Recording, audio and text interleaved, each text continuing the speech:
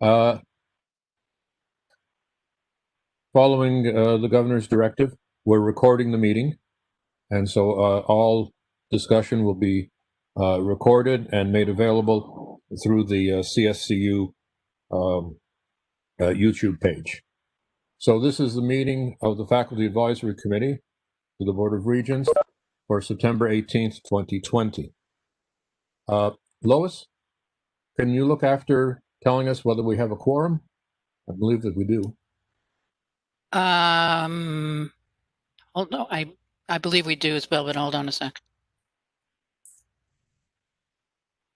Can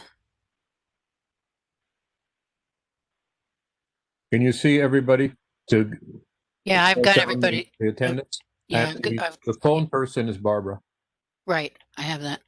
Okay, so let's begin the meeting then. We have minutes to approve, and I'm just going to share those on screen. I think we have a number of minutes. Will just take me 1 second.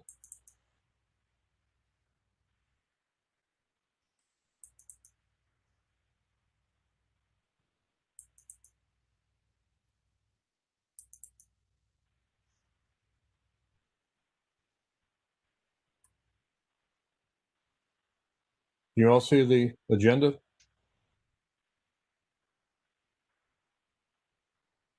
Oh, I've lost. Yes, we can see it. Yes. I've lost everybody, however, here, so that's not a good sign. Oh, I see what I'm going to. Okay.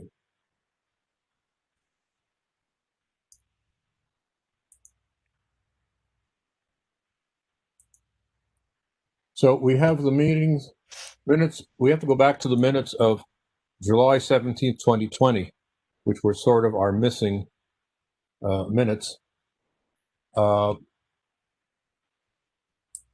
And I sent them all to everybody this morning. It's largely the discussion with Alice Pritchard about reopening procedures, particularly for health and safety. We had the report from the vice chair. We had a small update on the NESHE report, a discussion of the College and Career Success course. And Steve Marcelinus did that initial presentation on the Transfer and Articulation Council. So do I have a motion to approve those minutes?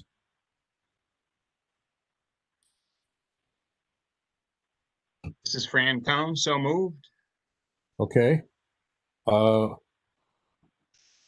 Those in favor, simply say aye, or maybe I can try. But I'm,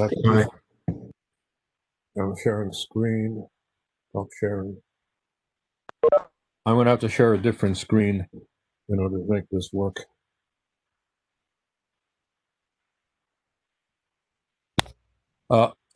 Okay, I'm going to, you're all unmuted. We're getting that echo again. I'm not sure if it's me or somebody else. What I'm going to do is a polling. Sorry, it'll take just a second.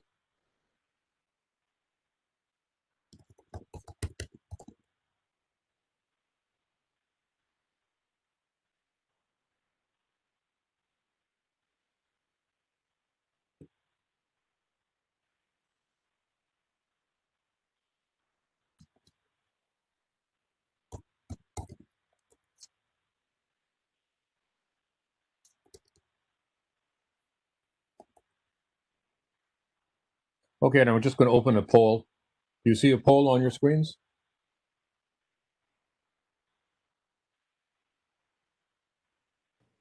Yeah. Okay. You can go ahead and just vote.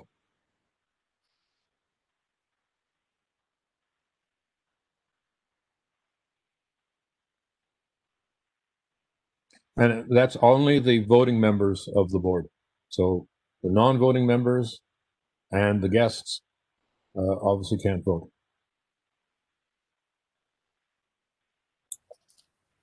David, can you tell me when, this is Myrna, when you sent those minutes? Because I have the 28th and the August 7th minutes only.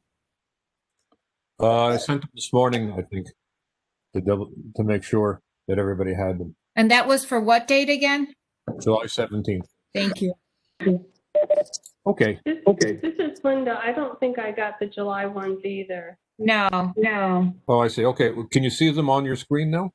not right now because you have the, Oh, yeah. Let's share. Okay. I'm going to do something.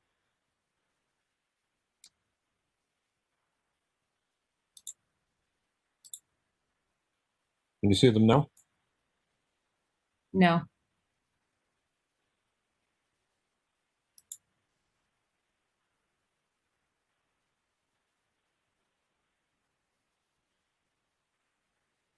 Just 1 second here while I deal with a small.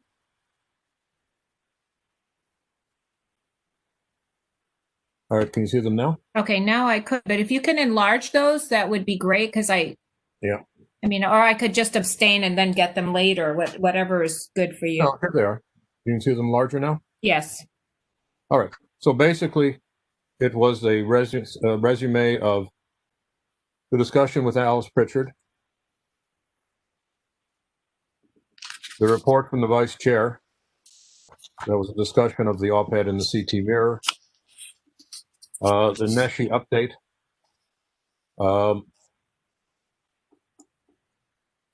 college and career success course, and there was, if you recall, there was a presentation by Steve Marcellinus on the Transfer and Articulation Council. Yes. Okay. So I'm going to have to stop screen sharing just for a minute to get back to the poll. All right. So I think we're at 9-0. So that's approved. Let's go on now to the minutes of August 7th. And again, I'm going to do the screen sharing. I hope everybody has gotten that one.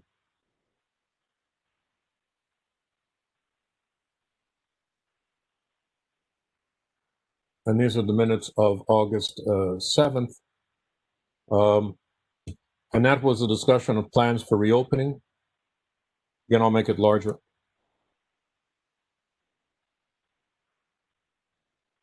And we went around the table. And as you recall, we passed the resolution at that point. The resolution is here in 5 points, calling for extending virus testing beyond residential students to all students, faculty, and staff, monitoring at academic buildings for face masks, temperature reading, hand sanitizing, respecting faculty preferences for mode of delivery, and also including for professional and support staff, providing details for contact tracing, and reporting on ventilation systems. And that was approved 901. We then discussed again the college and career success course. So are there any questions about those minutes?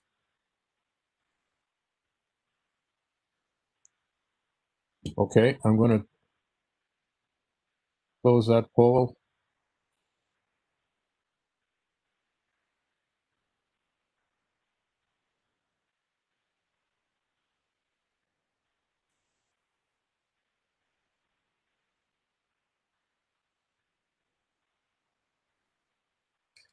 And so this will be the minutes August 7th.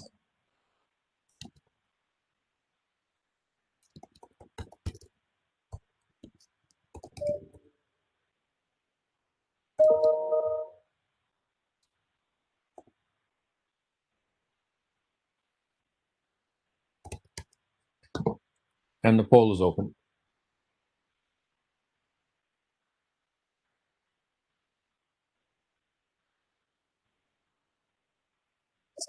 David, I know this is obvious, but it's sometimes people forget. After you vote, you have to hit submit at the bottom right. Sometimes it's hard to see on the screen. Thank you.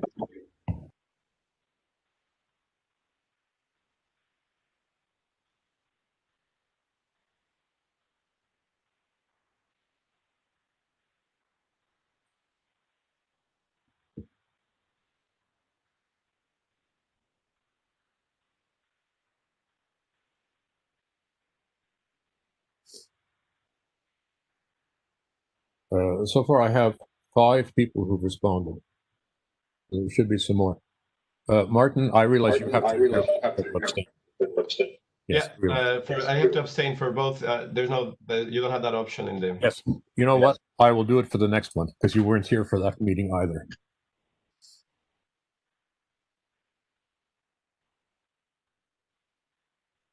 Okay, I'm going to close the poll in another 15 seconds. This is Linda. I just saw an email from Barbara saying that she can't unmute her phone, so she can't speak, and asked if someone would tell you. You can, Barbara, you can, that's right. So you can't also access the chat line. Well, that's a problem. Try hanging up and calling in again.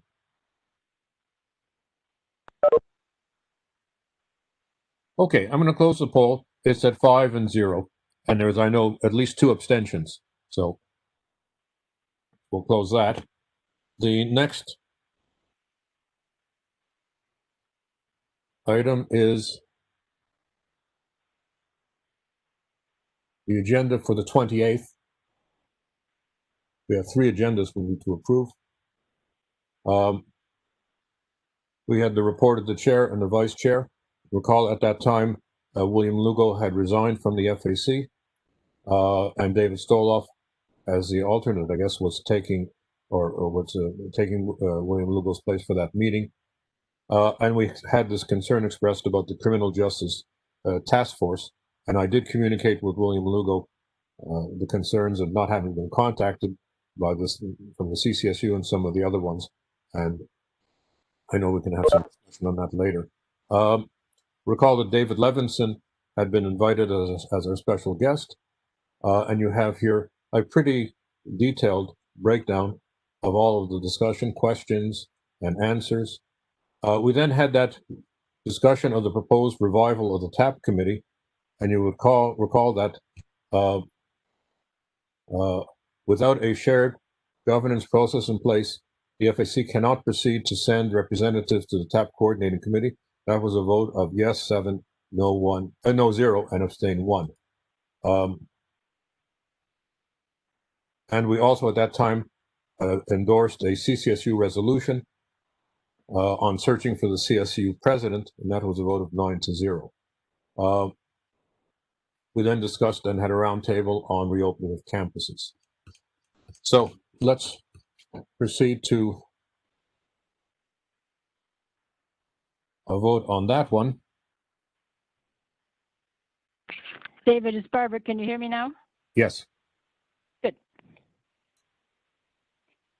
I'll vote yes on that and put the phone on mute most of the time. Yeah, we're getting some feedback, and I'm not sure why, but that happens in these meetings. However, big change. I am going to have the abstain.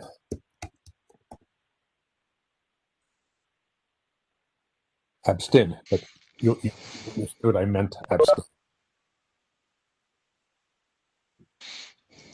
It's a British spelling.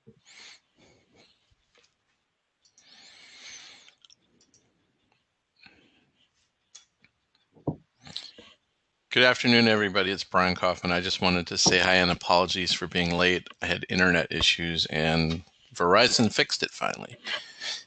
That's good. I have internet issues too. For the Board of Regents meeting, I lost my contact 3 times.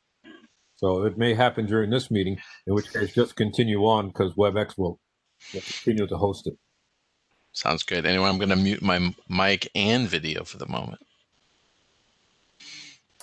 Okay, another 15 seconds. This is Barbara again. I believe David Stoloff moves into being primary rep and the new person becomes alternate under the bylaws. We can check it later, but I think that's what happens. Would you do that? Thank you. Well, we had an election on our campus for the full position, and Martin won the election. At my position in life, I suppose I could say, I want to encourage other people to get involved. So I always choose to be the alternate on these types of committees, so that a faculty member from Easton could be the full-time person, be a voting member. And I'm glad that Martin is willing to do it because he's a up and coming leader on our campus. He's a department chair of his department, and he's very active on campus and very caring individual. So we had the election. So I don't choose to become the full person. I'm very happy to be the alternate. Yeah, well, I think the language says it leaves it up to the Senate, but there usually would be an election for an alternate. That's cool. It's the campus decides. So. Yeah. Thank you. Okay, I'm going to stop the vote now, close the poll, and so the result here was 6 yes, 0 no, 2 abstentions. Okay. All right, let's proceed then with our agenda.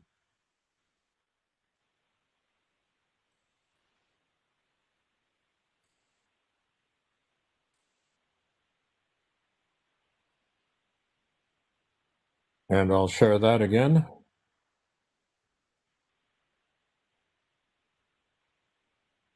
And make it larger. We had the approval of minutes of August 7th, August 28th, but we had to do the July 17th as well. Let's do introductions then. First of all, how about an introduction of the new representative from Eastern, and then we'll do Pamela Helene.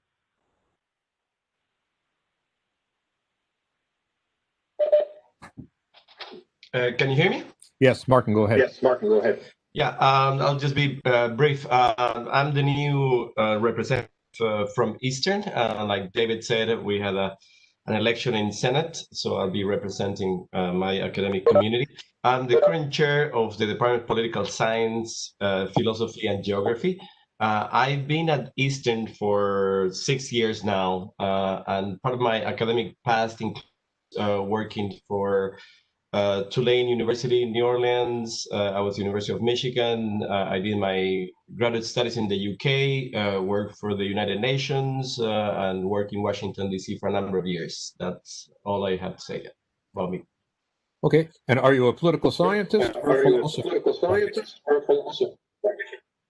Neither. I'm an economist.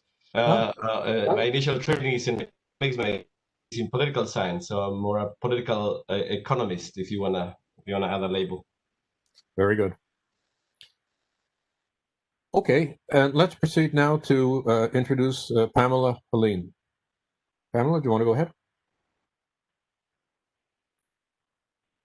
You're still muted.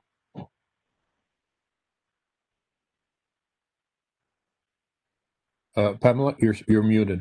I'm going to try and unmute you. Thank you, David. Thank you very much. Hi, everyone. I'm Pam Helene. I'm 2 weeks fresh into my new post as the Associate Director of Board Affairs and Assistant Secretary to the Board. Coming in, as you can see, I'm still virtual from my home in New York. Right now, I am living in the Finger Lakes area and have left Cayuga Community College, where I was the executive assistant to the president, secretary to the board, Title IX coordinator, program manager for a young entrepreneurs program, and anything else that needed to be done. And at this, I hope, final stage of my career, have chosen to ding a bigger universe. Thank you, Bill Gates. Steve Jobs. I'm in the process of looking and creating an agenda for our office, and hoping that I can assist the Faculty Advisory Committee as they're working with the board and assisting them in facilitating getting their issues to the appropriate board committee, reinstating and opening back up the open public comment period for the board meetings, and other things that I think will help our shared governance process. So that's where I am. That's where I'm coming from. I am, previous to my position in the president's office, was an adjunct math faculty member. So I have a fond place in my heart for your committee. So thank you for letting me appear and join you, and hope I can be of some assistance to you. Good, thank you. And I should say, we had an interesting meeting with Pamela and with Alice Pritchard to sort of discuss communication issues that we need to look into, some of which I'll deal with in the resolution that we're proposing as well in just a few minutes. Super. I'm going to mute myself. Thank you very much for the invitation. I'm going to hang on the call as long as I can and learn as much as I can. It's an open session. You're invited to stay. Okay, super. How we function. Okay, super. Thanks. I'm going to learn as much as I can. Thank you.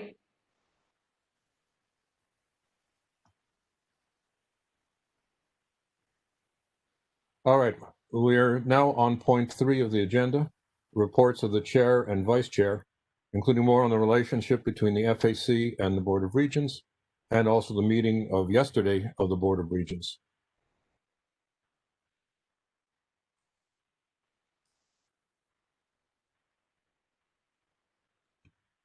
So I'm just going to search for 1 second.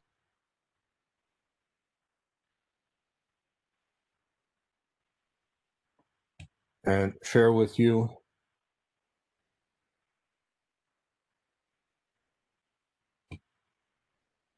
the resolution that we're proposing. I sent it out last night to everybody, and there's only one small modification. Can everybody see it? Let me just make it larger. So basically, there are 3 issues which I've been discussing with Kalina Sasankar, and which have been evident to me for some time. And this is with respect to Section 185 of the statutes for the state of Connecticut, which I've also sent you as an attachment in an email this morning.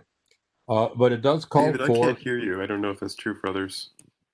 Oh, that's not good. I may I hear you, David. I can hear. I can hear you. Yeah, same here. Okay. Yeah, I can hear. Problems on your end. One of which is that Section 185 calls for biannual joint meetings of the Board of Regents. And this is Section 10.3, 10A, 3A, Section D. There shall be at least a biannual joint meeting of the Board and the FAC. That has not been happening. And I think somehow that has been interpreted to mean that there will be 2 reports at the Board from the FAC, but that's not correct, and that's certainly not what the statute says. The second issue is that issue of reports. Now, Section 185 establishes the Board of Regents. It also establishes the Student Advisory Committee and the Faculty Advisory Committee as what I informally call committees for the Board. Also, the Board, of course, has its own committees, Academic and Student Affairs, Finance and Infrastructure, Human Relations, and Administration, and so forth. The chairs of those committees make regular reports to the Board meetings. If they have nothing to say, then the agenda of the Board indicates no presentation. On the other hand, we have been limited to 2 reports, and if one looks at Robert's Rules of Order, which is the guiding set of rules for the Board, ex officio members have all the abilities of a member of the Board, unless specifically excluded by statute or by constitution of the organization. And as far as Kalina and I are concerned, as chair and vice chair, the only exclusion that is mentioned in the statutes is that we are non-voting members. The third problem is one that we've been discussing with Alice Pritchard and Pam as well, and that's the opportunities to address the Board, which has up to now been limited to a written communication sent by email 24 hours previous to the start of a meeting. And I've just modified the language in the version that I sent you to correct it. There has been some emails, but they've been mainly to protest the fact that there are not actual oral presentations. And so that significantly reduced addresses to the Board. by members of the public, including members of the FAC. So the proposal here is 3 resolutions. 1, the FAC requests a joint meeting with the Board of Regents during the fall 2020 term as required by the section of the statutes, where we interpret biannual to mean twice per year, because there's usually an ambiguity. Bi-weekly may mean every 2 weeks or twice a week. Here, it seems clear that the biannual was intended to mean twice yearly. The agenda would include items recommended by the chair of the board and the FAC, be chaired by the chairman of the board, and is understood that members of the FAC would not vote at such a meeting. That's in the statutes. Secondly, the FAC requests that the chair and or the vice chair of the FAC report resolutions and other major decisions of the FAC. So we're not asking to report every detail of what we discussed, but the resolutions and major decisions on a regular basis at board meetings. That is to say, at each meeting, unless there is no material to report. And that report by the FAC be included in each board agenda. And as I indicate, that's consistent with Robert's Rules of Order, Section 12, which specifies that ex officio members of a board, unless expressly prohibited by the statutes of the organization, have all the rights of members of the board, in this case, to regularly present reports from their committee, specifically the FAC. And the third resolution is that the FAC considers that statements by the public, including FAC members, in the opportunity to address the board constitute testimony by the public and do not constitute an exhibit in the sense of the governor's directive. If I just go forward, it says in the governor's directive on online meetings replacing on-ground meetings, any exhibits to be submitted by members of the public shall, to the extent feasible, also be submitted to the agency a minimum of 24 hours prior to the meeting and posted to the agenda's website for public inspection prior to, during, and after the meeting.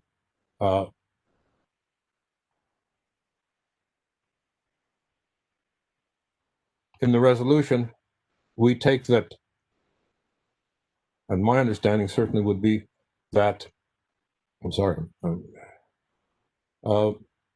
that a member of the public, including a member of the FAC who wishes to address the board, is providing testimony. I think a lot of us have provided testimony, for example, to the Higher Ed Committee during its listening session, and we did that by signing up in advance, but not by providing written testimony in advance, and that testimony does not constitute an exhibit, unless in the testimony we wish to refer to some other document, in which case that other document would be an exhibit and subject to the governor's directive.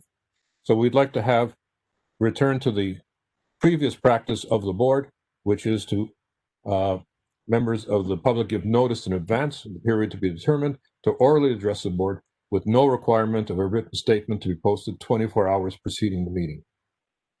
So those are 3 resolutions that I'm proposing that we adopt, along with also 3 recommendations. The recommendations deal with how we in the FAC will deal with issues, and this comes out of the meeting that Alice Pritchard and Pamela Healy and I had, along with Galina Sasanker, namely that resolutions of the FAC relevant to the activity of the board or one of the committees should be communicated, I say except in emergency situations, to the board within 72 hours of the FAC meeting which passes them, in practice by the Monday following the Friday meeting of the FAC. And that is to give a timely notice to the chair of the board and to the members of the board of resolutions that we have passed. As we meet usually on a Friday, that resolution can be communicated readily within a lapse of time specified, namely by Monday, and that informs them. There was also a request that minutes of the Faculty Advisory Committee be made available to the board within 7 days, even if still in draft format. And I don't see a problem with that, although that poses an additional requirement upon the secretary. But I think that's something that hopefully we can do. And I say except in emergency situations, if the secretary falls ill, if we have a storm and electricity is out, who knows what happens after November the 3rd, we'll see. Except in emergency situations. And thirdly, matters relevant to the board raised by the FAC should be communicated whenever possible to chairs of the appropriate board committees in advance of meetings of the board where such meetings will be discussed. And that's a mistake that, or a problem that I've been having I've been largely communicating either with the secretary of the board or with the chair of the board, but there are all these committees, and we should, if we have something which is relevant to the HR committee or to the finance committee, communicate with those chairs immediately as well. And then you have the background from the sections of Section 185 of the statutes and the governor's directive, which are relevant. So I'd like to move this as a motion and open discussion. If you need a second, David, I'll second Yes. that. It's Fran Thank- Cohen. Yeah, for this, we do need a second.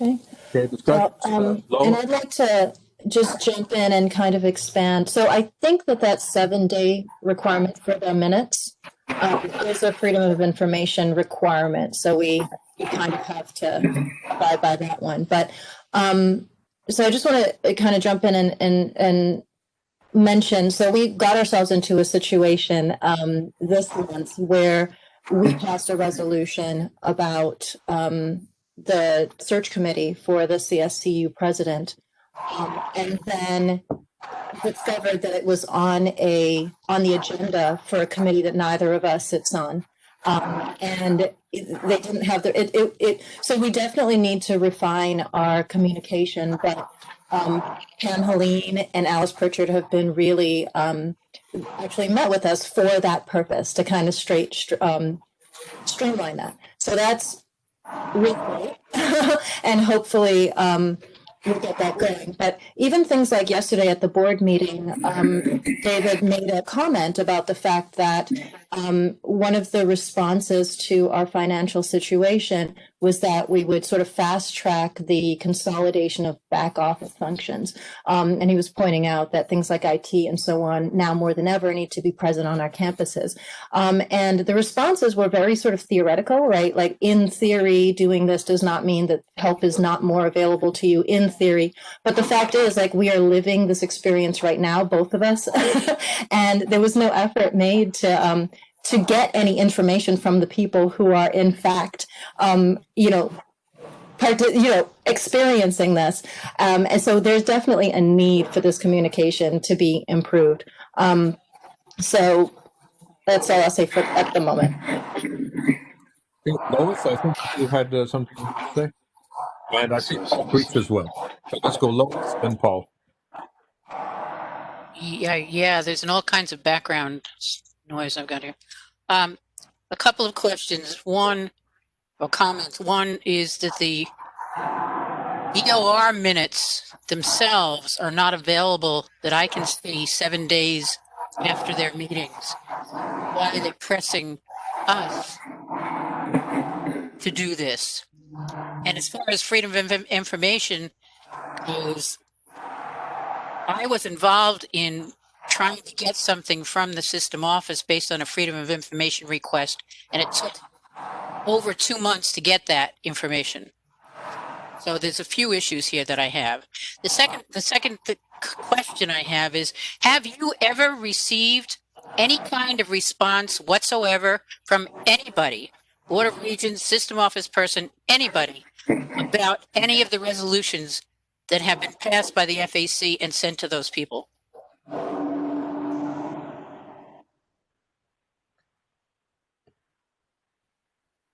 Kalina, I'll let you answer that one.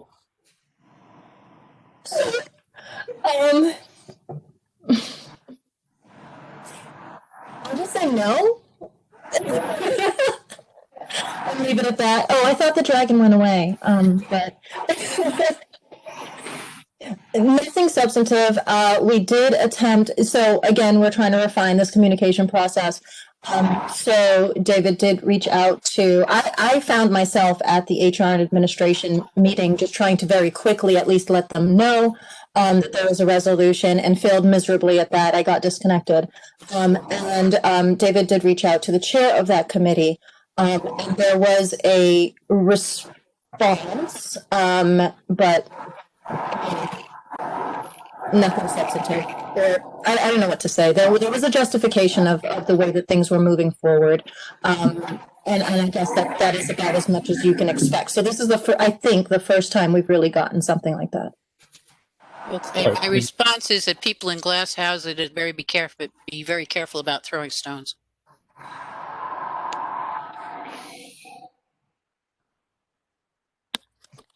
And so, I also want to say that yes, I'm saying a lot about refining communication and so on, and there is definitely a lot that needs to be done in that respect.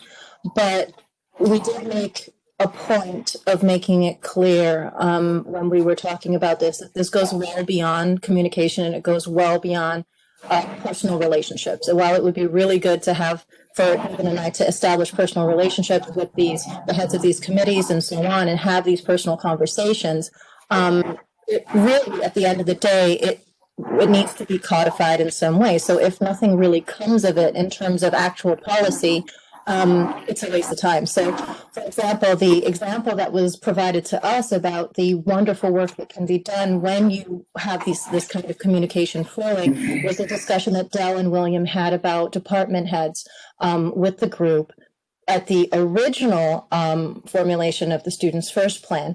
And you remember that the department heads were eliminated, and then that aspect of the plan was fixed in response to the things that they said, which is wonderful, except that we know that once again department heads have disappeared. So we do realize that this is way deeper than just streamlining communication. We're going to attempt to do that. Can I just say that I don't think department chairs were reinstated because of any conversation that William Lugo and Dale Cummings had. He called them out on the fact that it wasn't going to save any money. It was going to cost a lot of money. That's when they pulled back. David, can we mute everybody who's not Yes. speaking? Unfortunately, in order to mute everybody, I have to stop sharing the screen. While we do that. But that person, whoever's terrible thing happening. Okay, I think that Paul wanted to speak. Paul? You have to unmute yourself. Let me see if I can unmute you. There you go.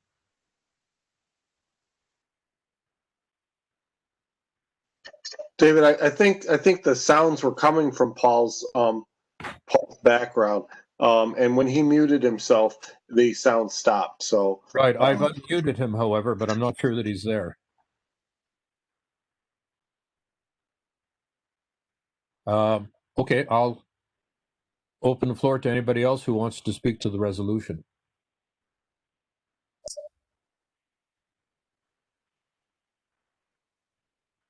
And at this point, I'll go back to the resolution. Fran Cone. Yeah, I definitely support the resolution. I think it's strong. I think it's necessary. But what is the plan B when and if this doesn't happen? Is there a plan? Well, I'm hopeful of two things. Mm-hmm. One, with Pam Healy on board, I think we have better communication now with the board, so we're starting kind of fresh. Secondly, there's some give and take here. We're asking things of the board in terms of our resolution, and we are giving things in terms of the recommendations we are making for ourselves. Mm-hmm. So I think that there's some compromise that has to be made on both sides.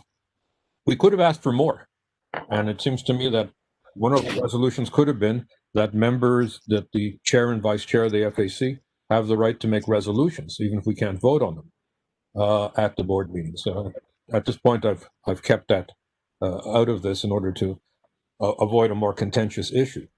So I'd say, one, I'm hopeful that we can sit down with Matt Fleury and with the chair of the board, and with Alice Pitcher, chief of staff to the board, or to the president. I'm not quite sure now. And get this straightened out. If not, quite frankly, we'll appeal to the legislature. This is statute. It's a statute of the state of Connecticut. I don't think my interpretation, and I was hoping that Paul Creech could jump in here as a lawyer. I don't think my interpretation is in any sense outrageous. I think it's the plain reading of what the statute has to say.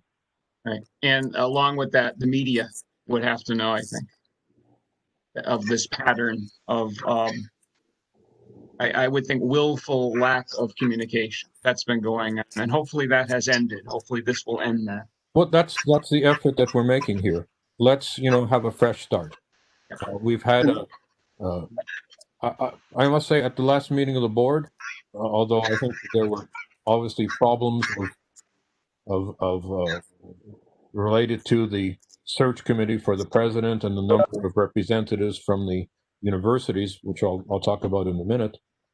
But I did think that the chair of the board, Matt Fleury, was good enough to recognize me whenever I unmuted myself. I didn't even have to ask to speak. He simply recognized me as soon as I unmuted. And I think that he mentioned that at least the proposal we made on the representation by the universities was logical. So he was listening. That's an improvement. The David? members of the board responded to us, but that's another story. David, this is Ron. I think it really, really will benefit, or would benefit, the board and the system to have more communication with faculty.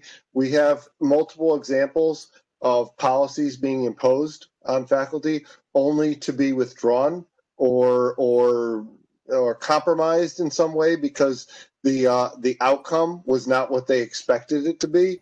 So one example is the pass-fail policy that was imposed, and then they realized it had all kinds of problems with it, and so then they said it was a draft, if you remember, back in the spring.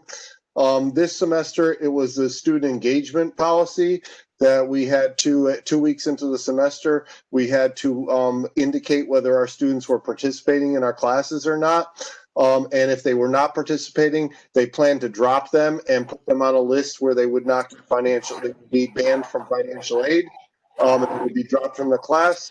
That blew up and actually, at least at our college, we were required to keep it open for an extra week. And then after an extra week, they begged us to take the students back because they realized the number of students that weren't participating was so high that if they dropped them and put them on a list restricting financial aid, it would drastically affect our enrollment for the spring. So, but faculty could have told them that was going to happen, or if they had done some research with IR, that they could have figured that out. But again, I think faculty need to be involved in these policy decisions, and FAC is the perfect vehicle for that, so that the BOR and the system office doesn't hurt itself and doesn't hurt our students and doesn't hurt, it's not just about faculty wanting to have agency. It's about protecting the institutions that we serve. Dave, this is Mike Shea. I just want to say, I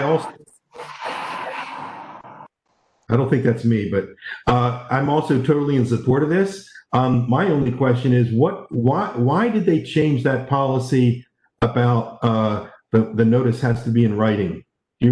What was I forget what that was. But anyway, I'm totally in favor of this. I just wanted to know about that.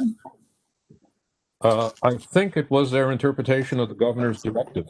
I just think it's a mistaken interpretation where he took exhibit testimony. I can hardly hear you. David, if I may.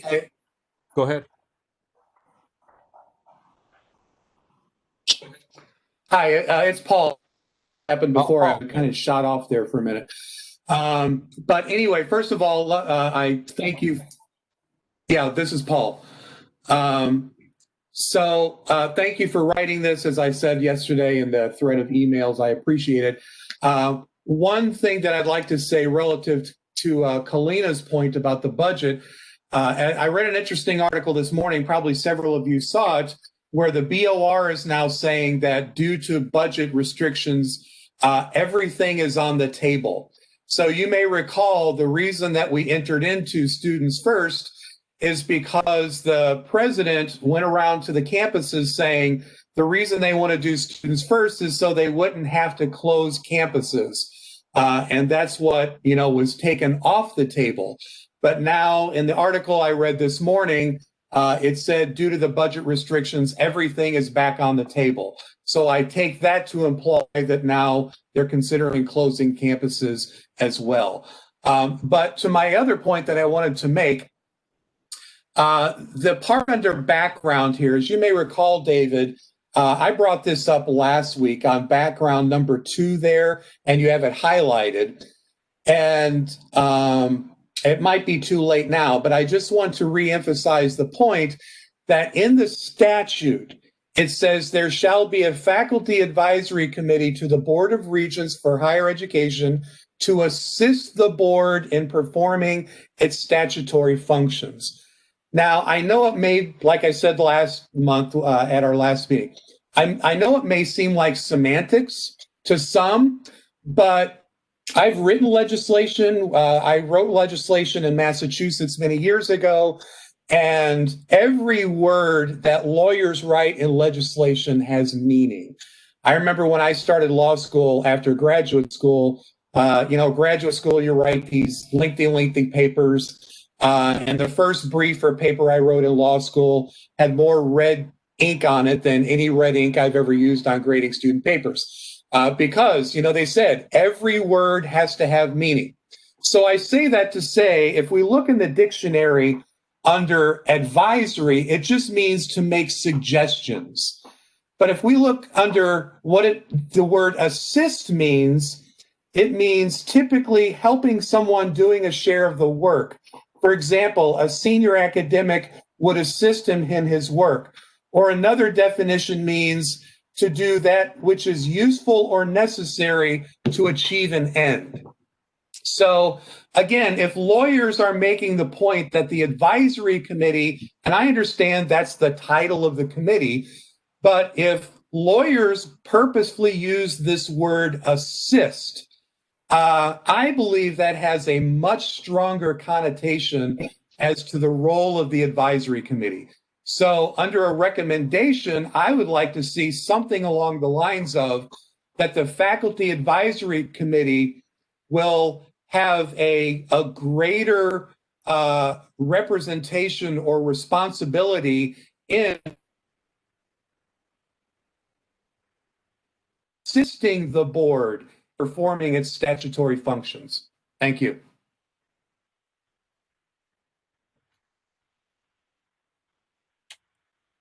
You want to move that as some kind of an amendment?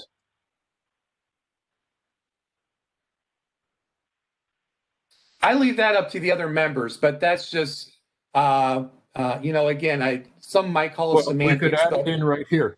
The FAC requests report resolutions and other major decisions at each meeting in order to assist the board in the performance of its duties.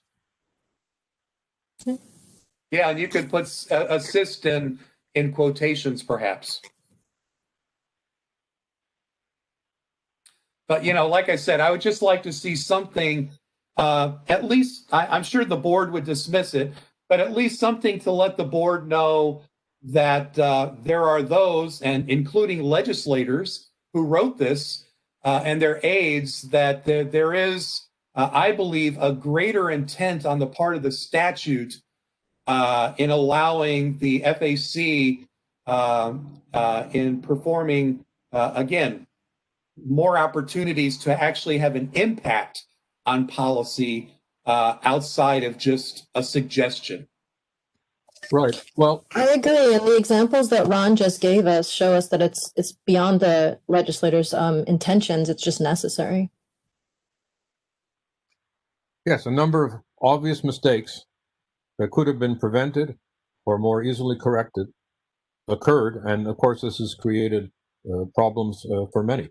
But if I can figure out just quickly how to do this, what I would suggest to take into account Paul's comment is to say on a regular basis of board meetings in order to assist the board in the performance of its duties. And I'll just add that in there. Okay. Are there further? Thank you.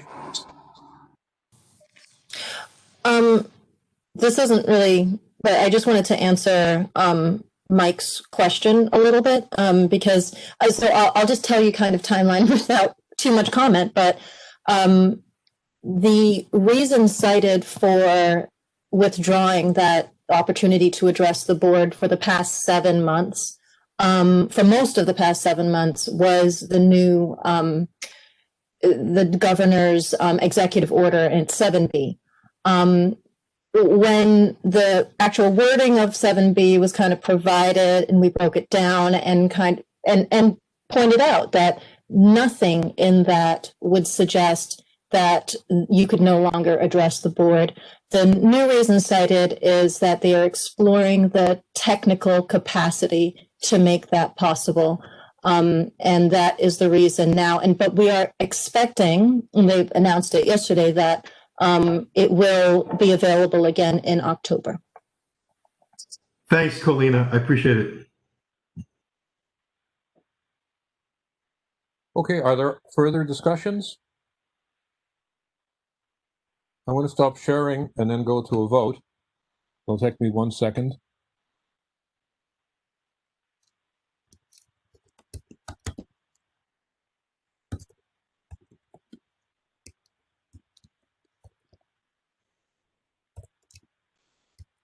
Unfortunately, I can't do these things in advance.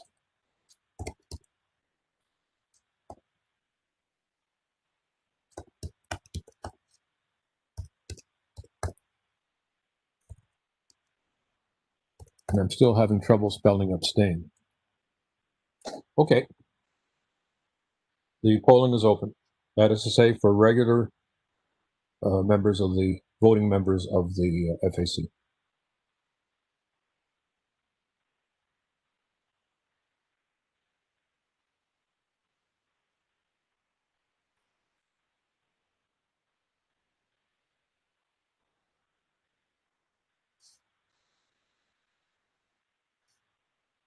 And I'll keep it open for about half a minute.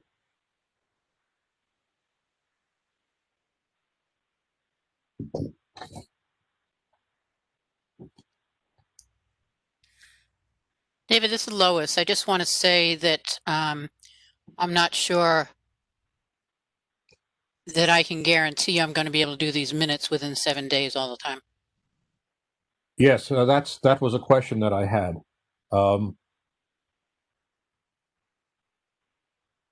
Would it help if we said at that point when possible, rather than?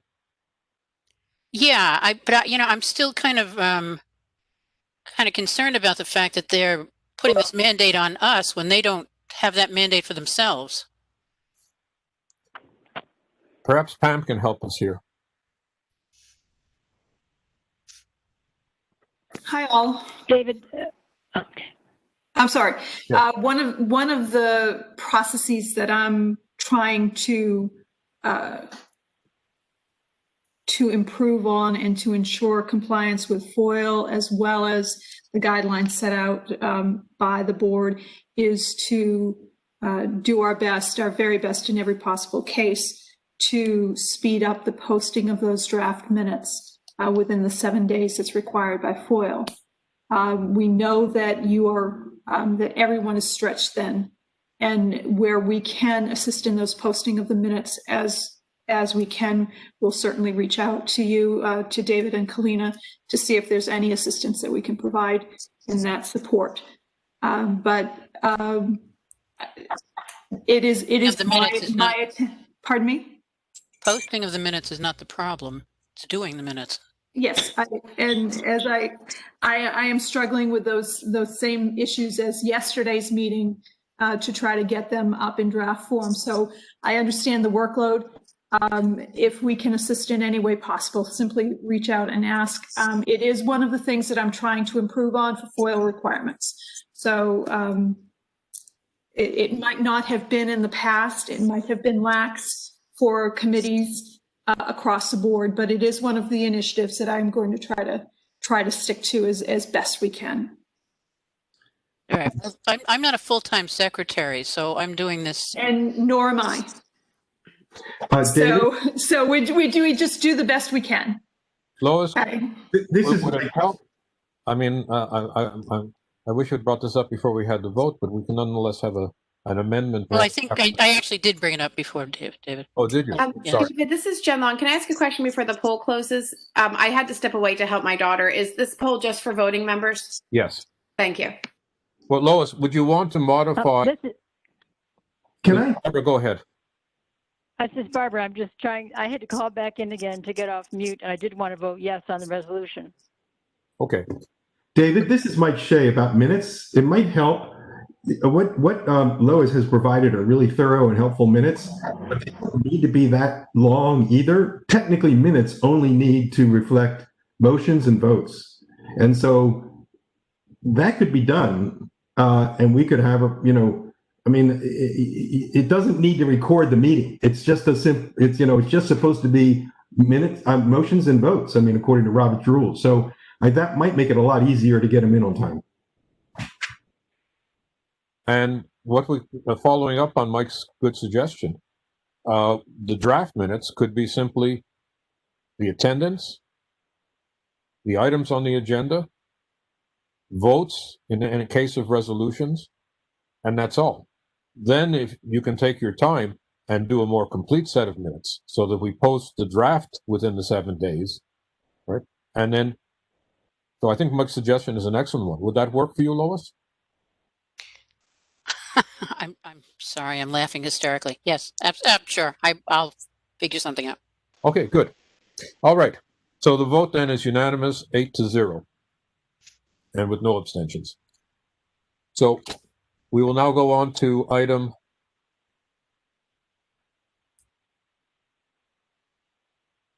4 of our agenda, as soon as I can find it.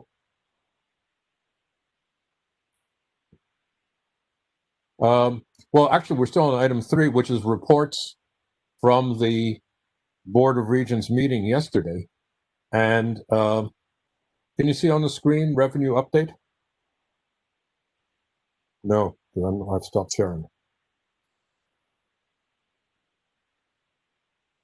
Can you see it now? There were 2 interesting discussions at the Board of Regents meeting, and I'm going to come back to the point that Paul mentioned about everything is on the table. That also was the subject of an article in the Hartford Courant today. But we had 2 interesting reports, which I think I'm just going to mention briefly here, but there was a revenue update from Ben Barnes. I did some screen saves of the various slides. And the point was made, and this came out in the article in the Hartford Courant today, that in the worst case scenario, there could be a total of $91 million losses for fiscal year 2021. And of course, this point that the losses, in particular for the universities, if there has to be a closure, even temporary, of the residences, all the residences, is something in the order of $2.5 million for the 4 universities. This is the spending, the deficit provisions. And again, you'll see one has to be careful. The Hartford Courant article mentions only the 90.91. However, the spending plan, which was approved at the last meeting of the board, not this one, 2 meetings ago, it had a $33 million deficit, which was to be met through restrictions on filling positions, money that's coming in from the federal government under the CARES grant, and also from the utilization of reserves of the universities and the community colleges. The projection is higher, and we'll see why in just a minute. And that would have a reduction. These are the reserves of the community colleges, the universities, and apparently, to my surprise, there is also a reserve at the system office. I'm not exactly sure how that came about, but there apparently is one, because they're using that reserve to pay the $3 million cost of the PACT, so-called free community college for the fall term.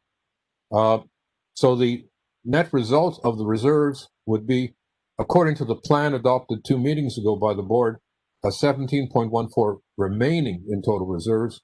In this additional scenario, there would be a deficit of 2.38 million.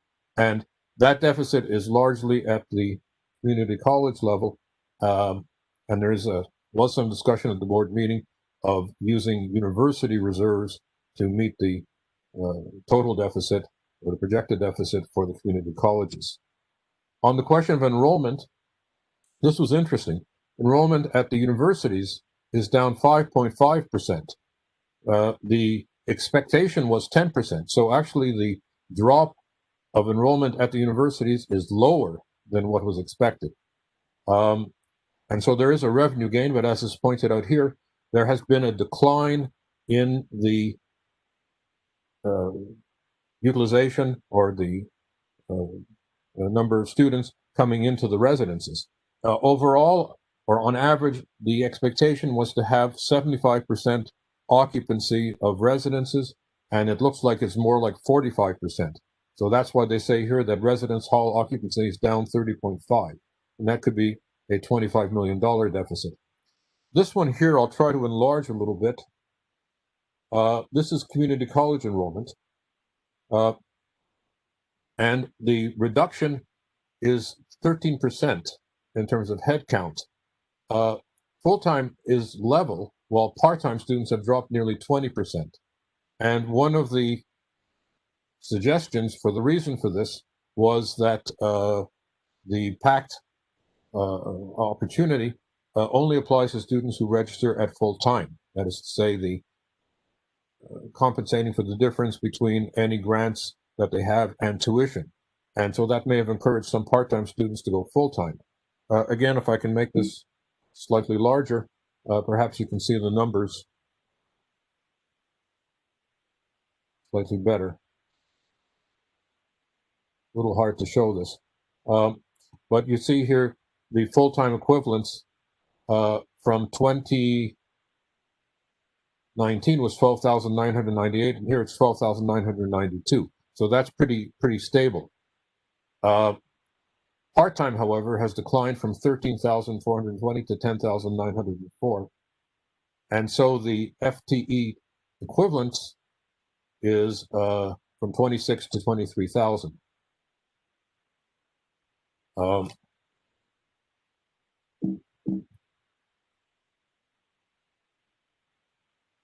And you see here the chart, one of these declining things. At the top, you have the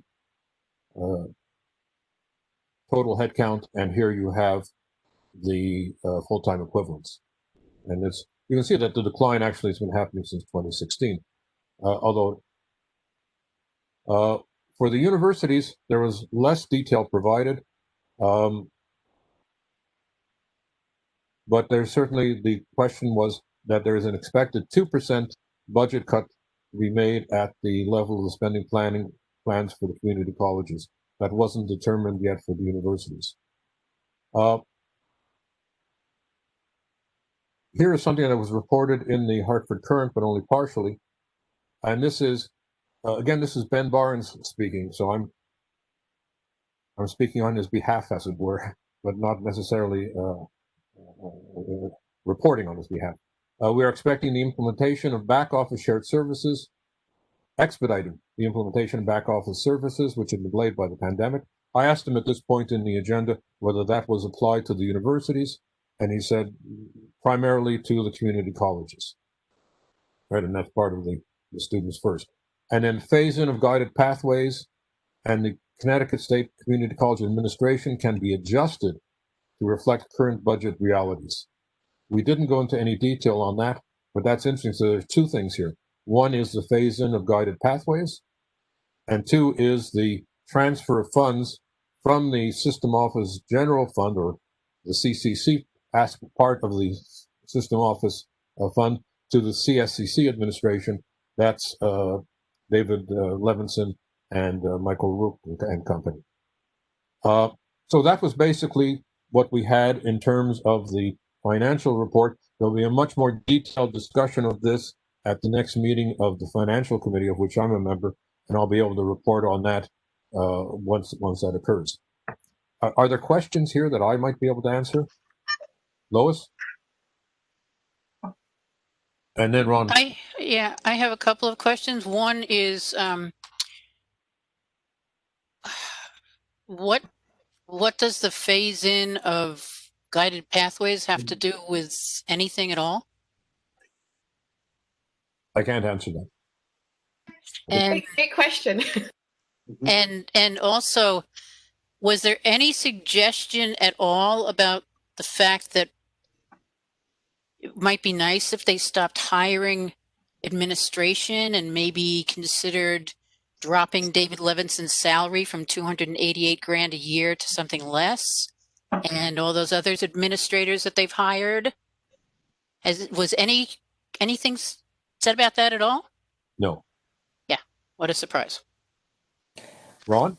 So, so my question, just to follow up on Lois, is that, you know, they've already admitted that implementation of guided pathways is a cost. You know, all the research on guided pathways, everything that's ever been written on guided pathways says that there's a startup cost, and then you reap the benefits, you know, a decade down the road. So I'm not sure why they would even include guided pathways in a presentation on saving money. And the other issue I have is, you know, it was brought up by David Stoloff, and I mentioned it with David Levinson at our last meeting, and that is the state has a rainy day fund that currently is not in compliance with the law, is over the amount that they are allowed to save. Okay, most of that came from cuts to higher education. Much of that money came from cuts to higher education. Given that there has never been a larger emergency in my lifetime than the COVID and the pandemic, why would the state not use rainy day funds to make up this deficit? It would be a tiny pittance to what is actually in there. That's an excellent question. It wasn't brought up, but I think that those are two questions that we're going to ask on the basis of this meeting to the chair of the board.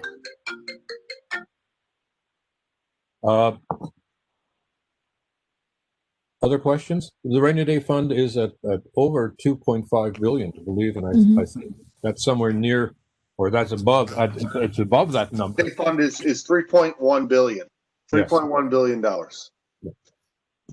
So, implementation of the guided pathway, how does that save money? The question of exactly what are they planning to do with the CSC administration? The question of the rainy day fund. Those are three aspects that we'll bring to their attention immediately. Yeah, and I'll jump in here to say, I'll jump in here for some speculation and also to say that what you're probably already expecting, that the Academic and Student Affairs Committee has pretty much said that any program that requires any financial investment or hiring whatsoever is off the table. It's just not, it's not going to be considered. I'm fairly sure they expressed it quite that clearly. And as far as guided pathways and so on, I mean, the estimated cost, if those documents mean anything, currently is $25 million a year to support, in addition to the initial startup amounts. But again, remember, it's supposed to pay for itself. And I've heard that the phrase performance-based funding has been floating around. So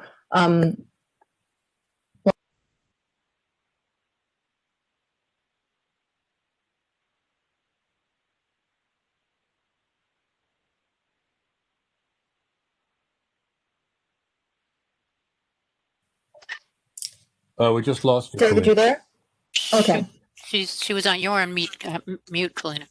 Okay. No, I was just saying, we can imagine how those things might go together if we're expecting retention to be a direct result of things like the FYE course and so on. But I mean, it doesn't add up, but who knows? Excuse me, Colina, can I ask a question?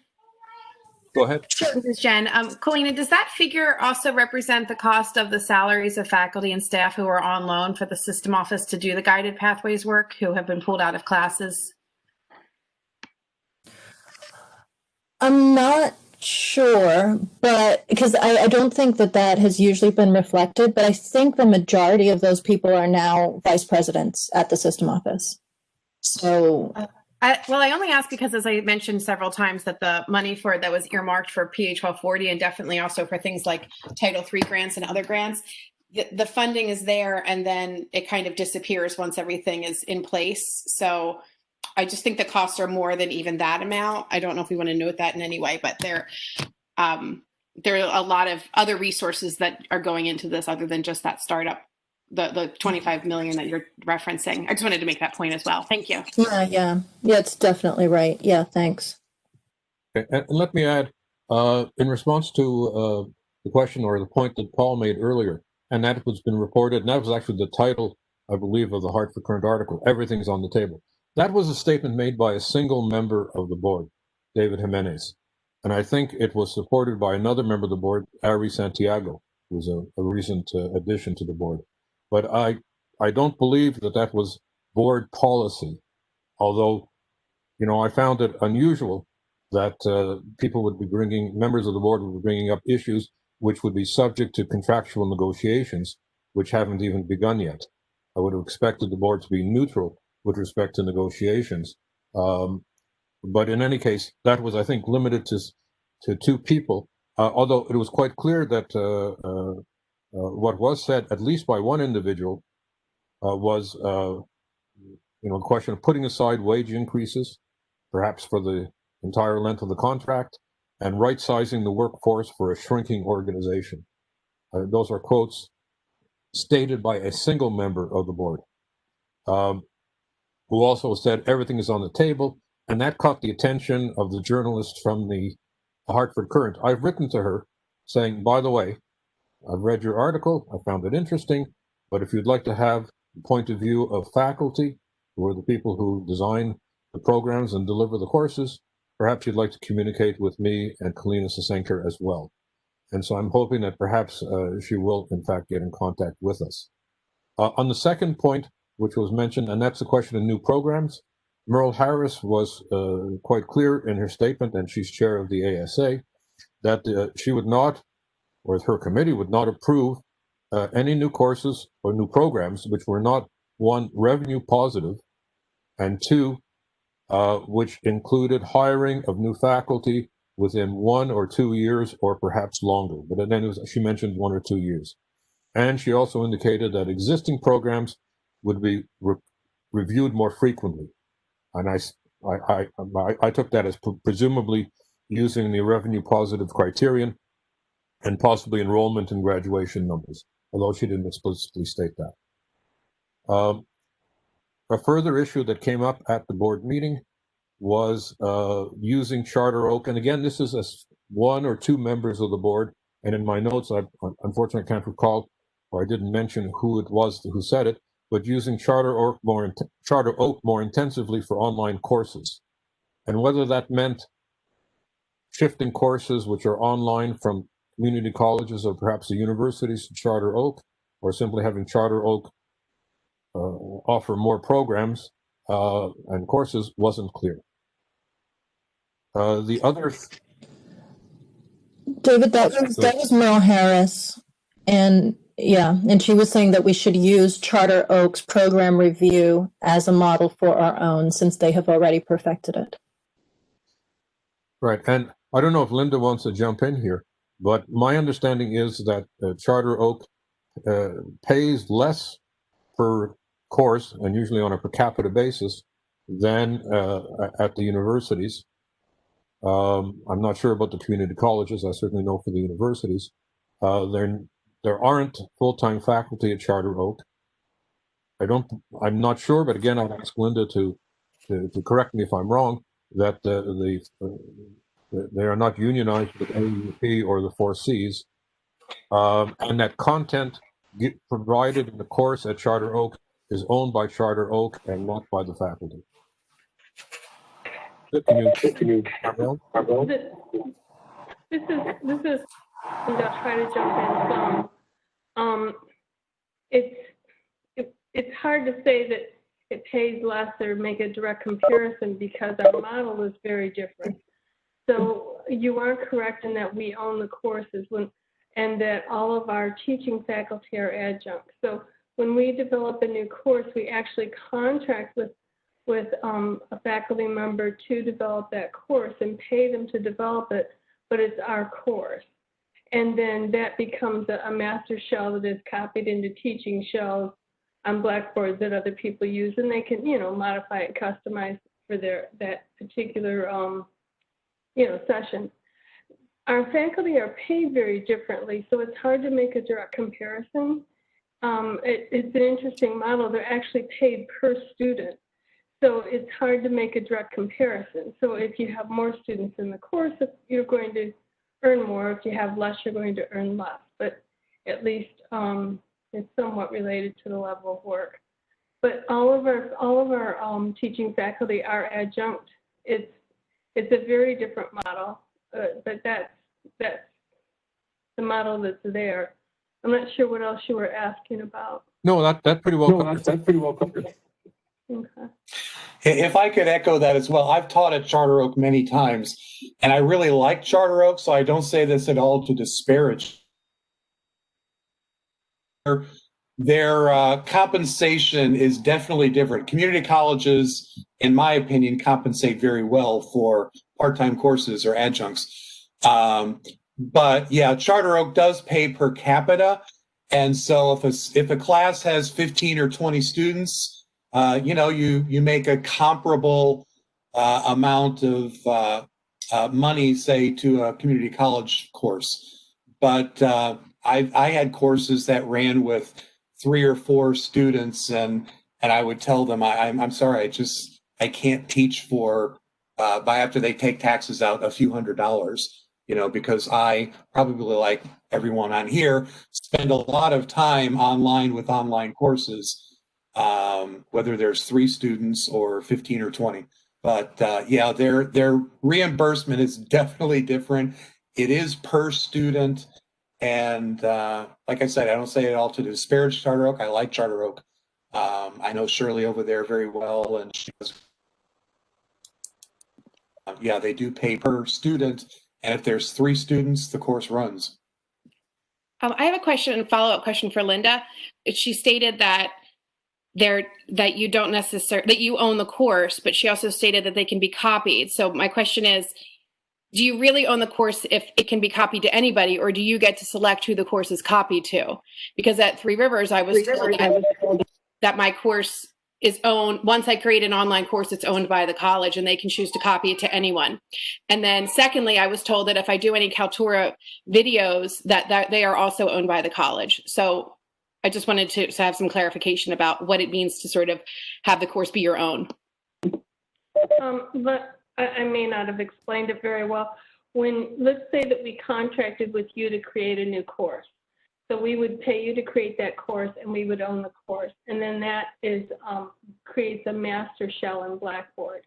And then let's say that in the future, you might be one of the people teaching it, but maybe Kalina also teaches it. And so that master shell that you created that we now own is copied into teaching shells that each of you would get. And when you have that teaching shell for that, I don't want to say semester because we don't even have traditional semesters, but for that particular term, say maybe Kalina is going to upload a Kaltura video to hers. That doesn't then change the master shell. The master shell that you originally created and that we paid for is going to be copied yet again the following term to Kalina or Fran. I'm looking at the pictures here. And they, you might put, just like you might put some spins on your personal spins when you walk into a classroom, you might put your personal spins on your teaching, but that teaching shell then is not copied again. That's just what you use for that term. That original master shell that you were paid to create that's ours is what's used to then copy into each new teaching shell. Does that help? Yeah, so I guess basically what you're saying is that you're paid to create the master shell and then it belongs to the college or university to be copied in any way. And so you're essentially turning over all of your intellectual property for the amount of a stipend for a part-time class. Is that correct? Well, I don't know that all of that statement is correct. It's not necessarily a stipend for a part-time class. When you are paid to create a course, it's a whole different contract. It's not like you're contracted to teach the course. You are being contracted to create that course. So you know, so there's an actual contract for you to create that course that then becomes ours. So that's the part that I'm not sure was clear.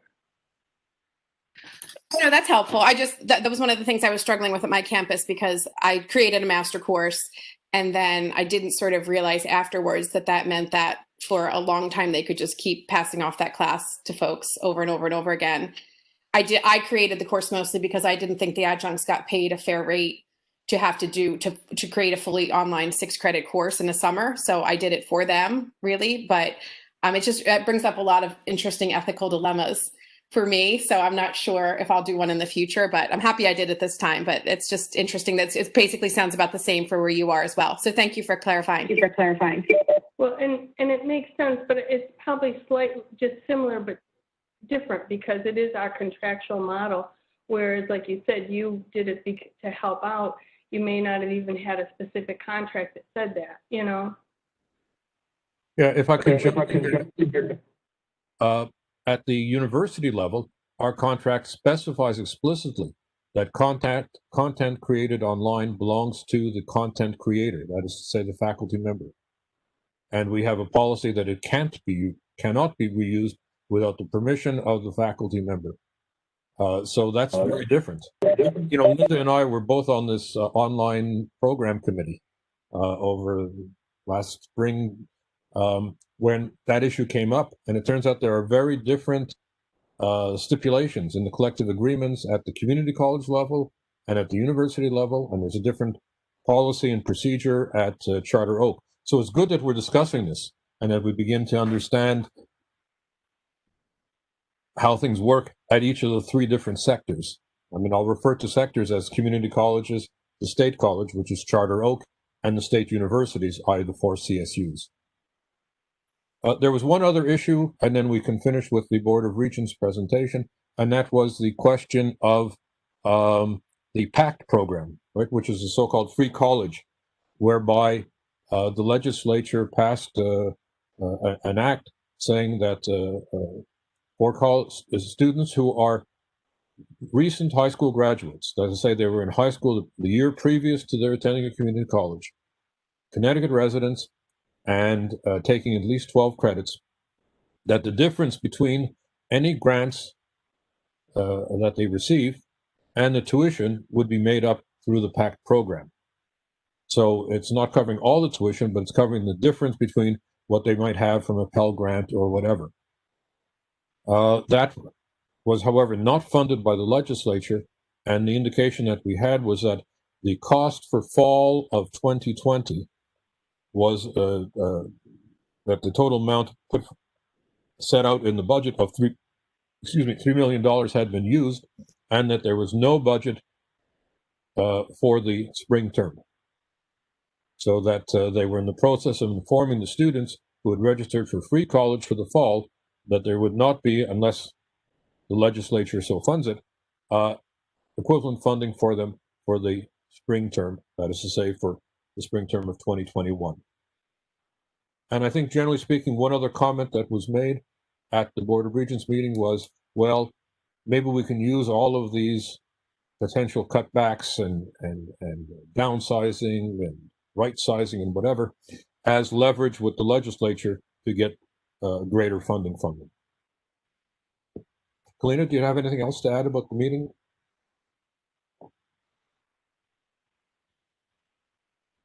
Oh, let me add one last point while Kalina is trying to get her. This was a question I raised, that there is the board has set up 2 committees, the search committee and the advisory search committee for the new president of CSCU, since, as we all know, Mark Wajakian has indicated his intention to retire as of January the 1st.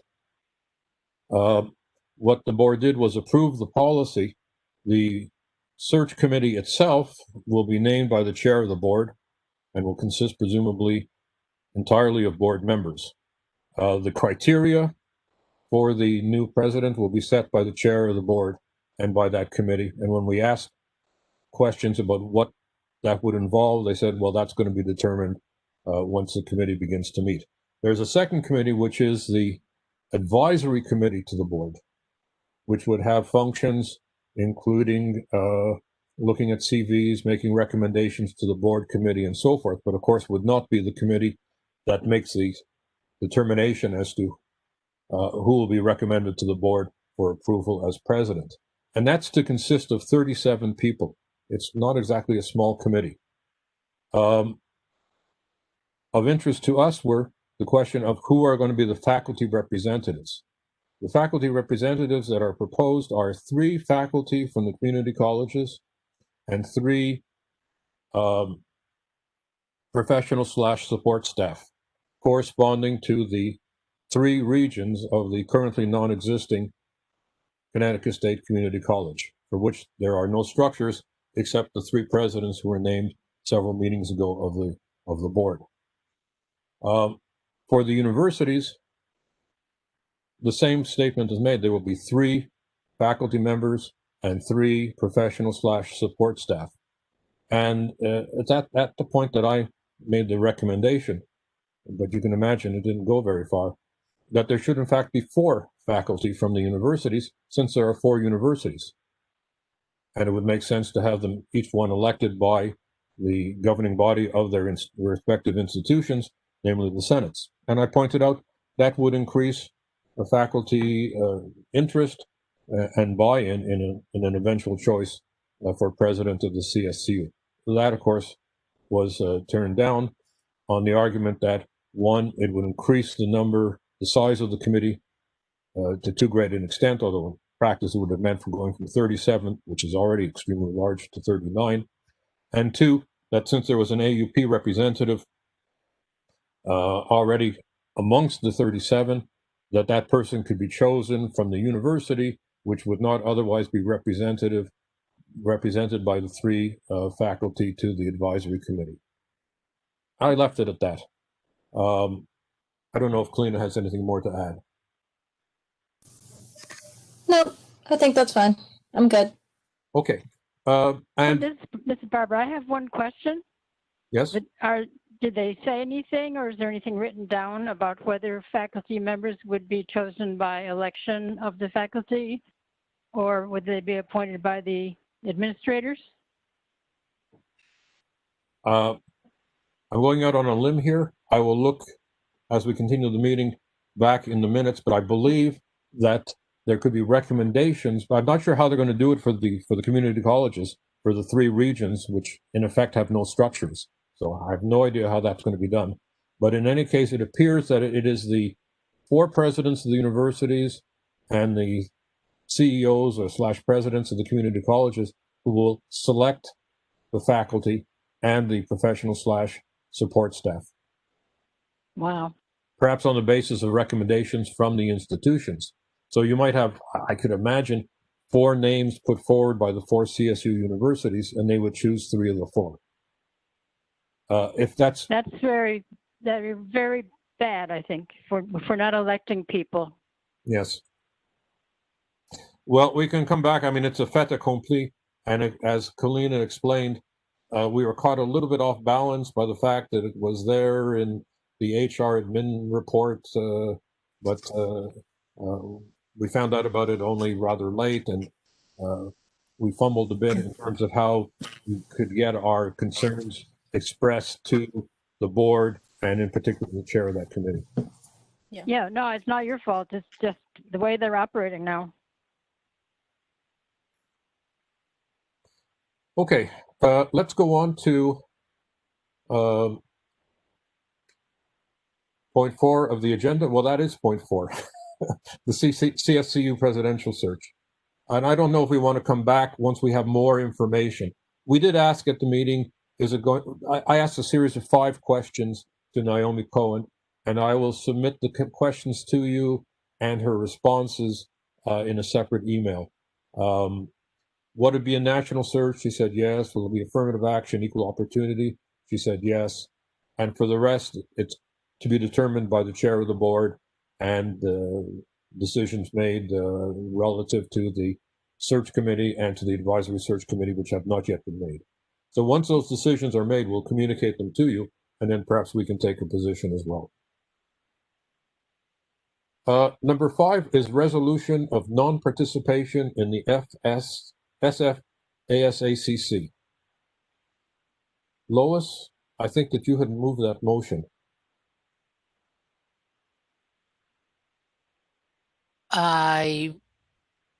Okay, sounds like something I might do. Well, do you want to explain what's going on, or you or someone else, since this involves the community colleges? I know there was quite a discussion on the email.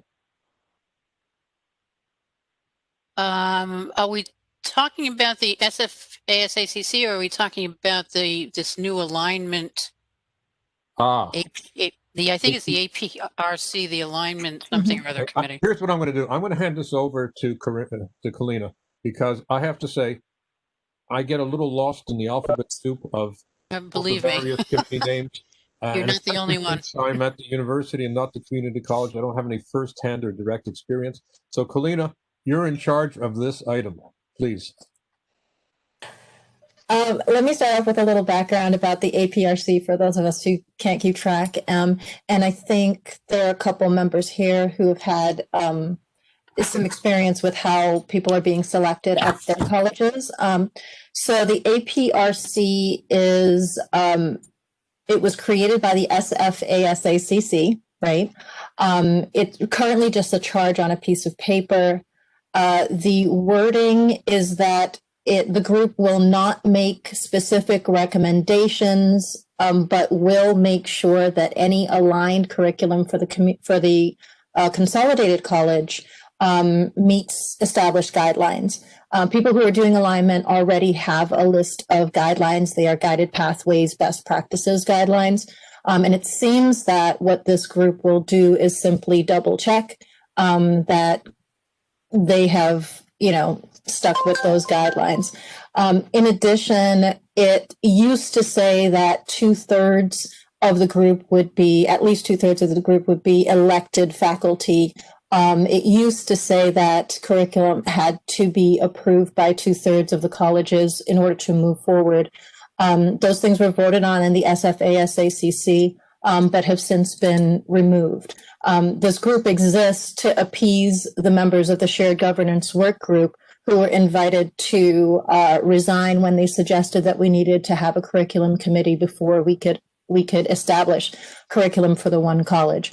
So all curricular alignment is still scheduled to be finished by the end of this year in December.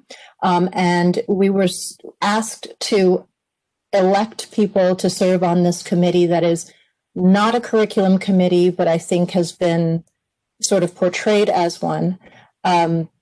And it now says that, it is suggested or a goal that you have 2/3 faculty, but it's fine if it doesn't.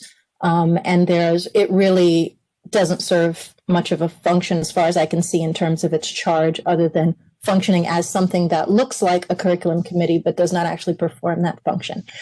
So that said, it's way more simple than that. It is a subgroup of the SFASACC that we have already said we're not really participating with, but that's what this group is.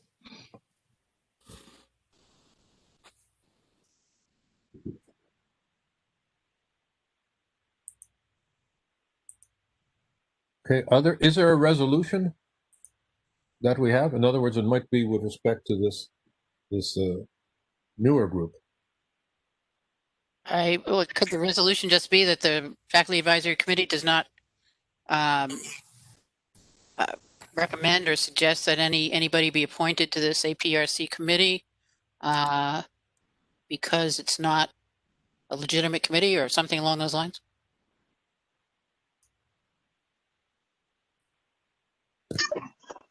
I would think, could we tie this to the union's request that, or the union's stance that faculty not participate in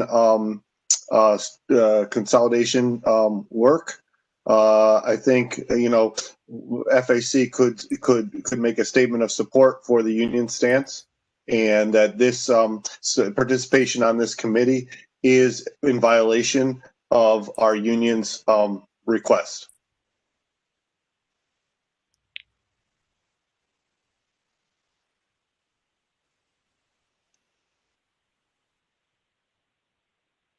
Well, I'm trying to formulate a question. So the FAC recommends non-participation.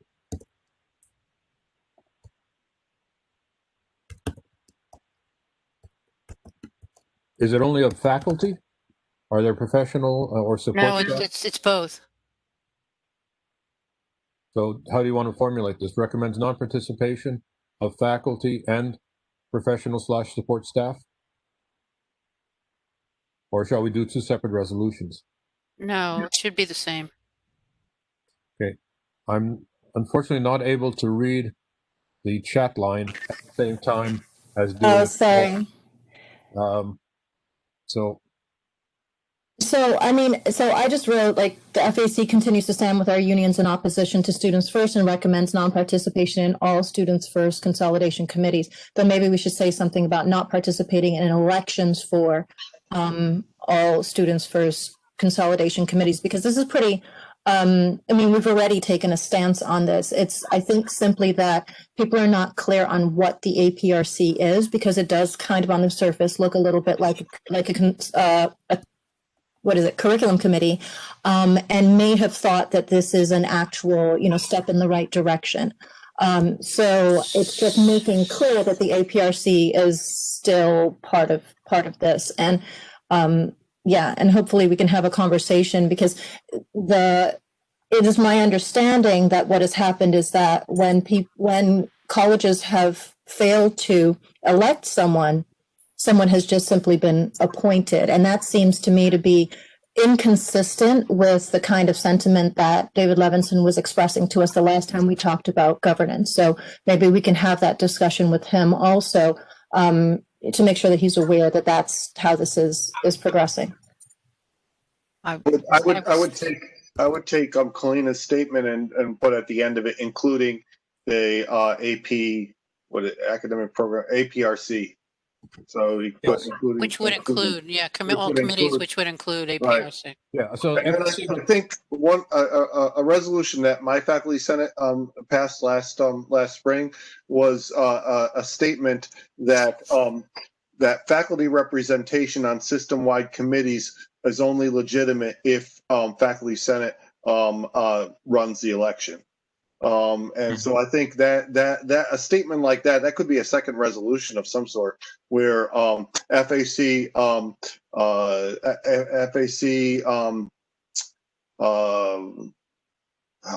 can't I'm thinking of the verb. I'm trying to think of the verb. FAC asserts. Yeah, thank you. Asserts that only faculty and staff elected through shared governance bodies are representative on legitimate representatives. Legitimate representatives on system-wide committees. Elected by which bodies? By shared governance bodies.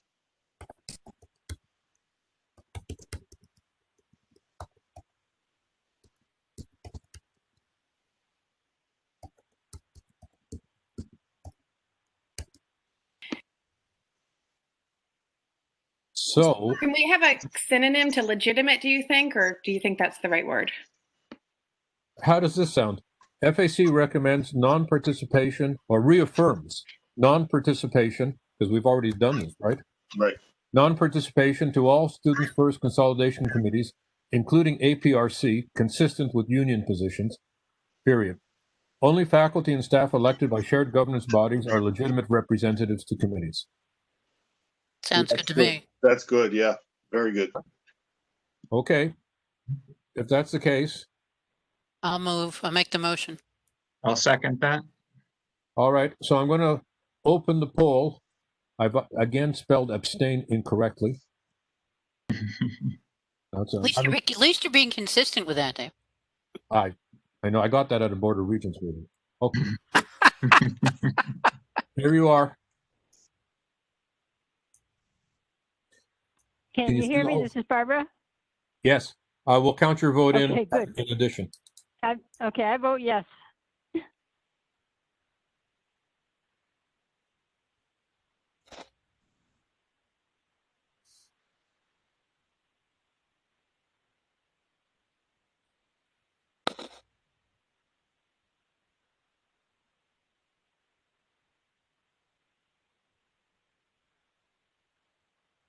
I'm going to wait another 15 seconds if anybody wants to get in there.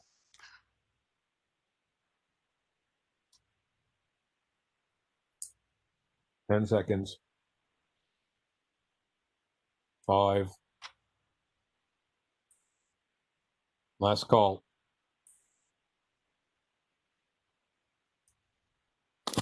Okay, so here's the vote. It was, oops, sorry, 601. And I somehow have to now grab this so that I have it as a reference. Lois, do you have it marked down? Yeah, I have a screenshot of it. Oh, excellent. Okay, thank you. If you could forward that to me because I've lost my. Sure, sure.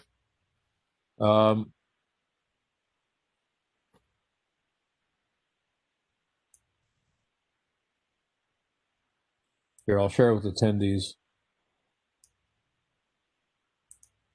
There are things that I can see and things that I can't see. And I'm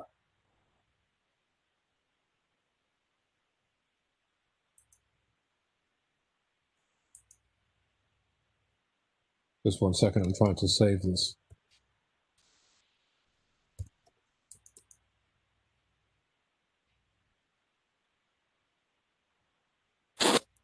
Okay.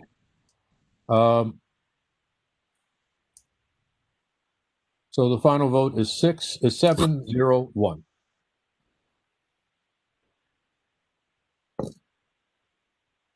Okay. Proposal to establish an FAC research committee. Francis, you want to take that?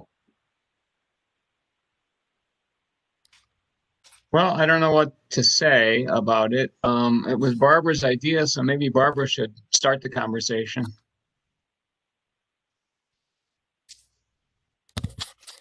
Yeah, I thought there's a number of people interested in volunteering. I think we can go ahead and establish it and establish the membership and have the title of the committee, but then the committee itself is going to have to write a proposed charge and come back to our next full meeting with that proposed charge, so that the committee is the one that develops the charge.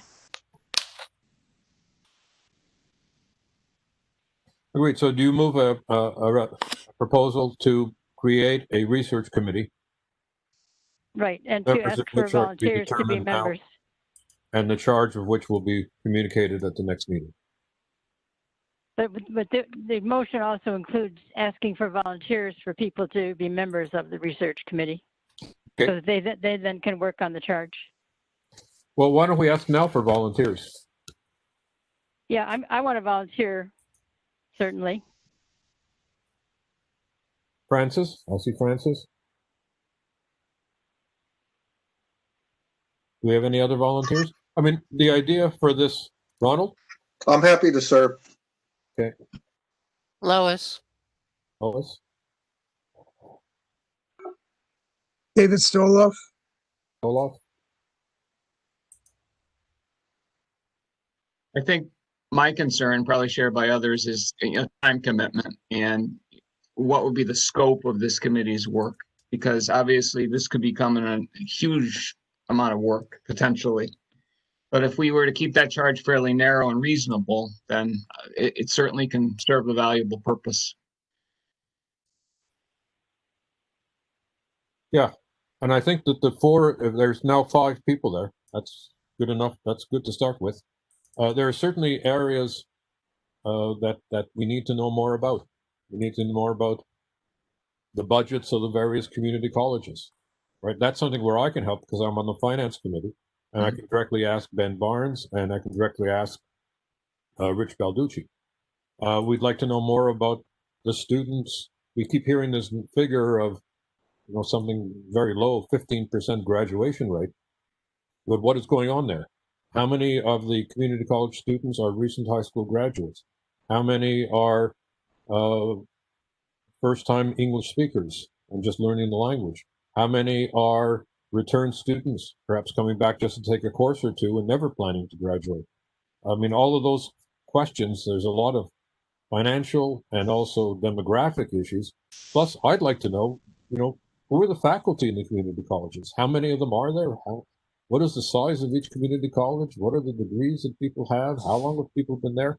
All of these are basic facts which we really don't have at our fingertips. The other issue that I think is important is a history of what has gone on since the creation of CSCU in 2011. And, I did at one point this 22-page single-spaced thing, which I'll communicate to the members of I've probably sent it around in the past. It goes up to 2018, but it has to be sort of updated, especially with what I call the alphabet soup committees. And I'm not the one to do that. I think it really has to be some of the community college people. Now, all of the folks, well, David Stoloff is there from the university, so we have at least one university person as well. That's good, and it's certainly open to the Charter Oak folks in addition. I think on this one we can go by a voice vote. And so the proposal is to establish a research committee with Barbara, Francis, Ronald, Lois, and David Stoloff as initial members, and who will report to us with a charge at the next meeting. Can I also, this is Jen Long, can I make another suggestion too for something to consider in relation to guided pathways? The folks at Three Rivers who are overseeing the guided pathways work are putting developmental students and embedded and intensive English students in 15 credits. And they're, as a result, oftentimes unable to do all that work. So I think that's another really important question for us to look at across the board. How many credits are students being advised into taking, and what is really reasonable for those students? Because there's a real disconnect in terms of what has to be taught in terms of course outcomes versus what a student could reasonably expected to complete given lack of resources, lack of tutoring support, et cetera. Thank you. Yeah, that's a very good point. Yeah, this is Barbara. I wanted to raise that issue, but was afraid it wouldn't be time. But our quote unquote CEO, our new CEO at Housatonic, gave us this kind of drank the Kool-Aid version of Complete College America's false statistical analysis, saying people who go to school full time graduate faster, without mentioning those are people who usually don't have to work as many hours, have more money, all kinds of other things go along with people who go to school full time, but they are pushing everybody to go full time and designing the free college program only for people to go full time. All of this hurts our low income students, the ones that if they try to go full time won't be able to pass their courses.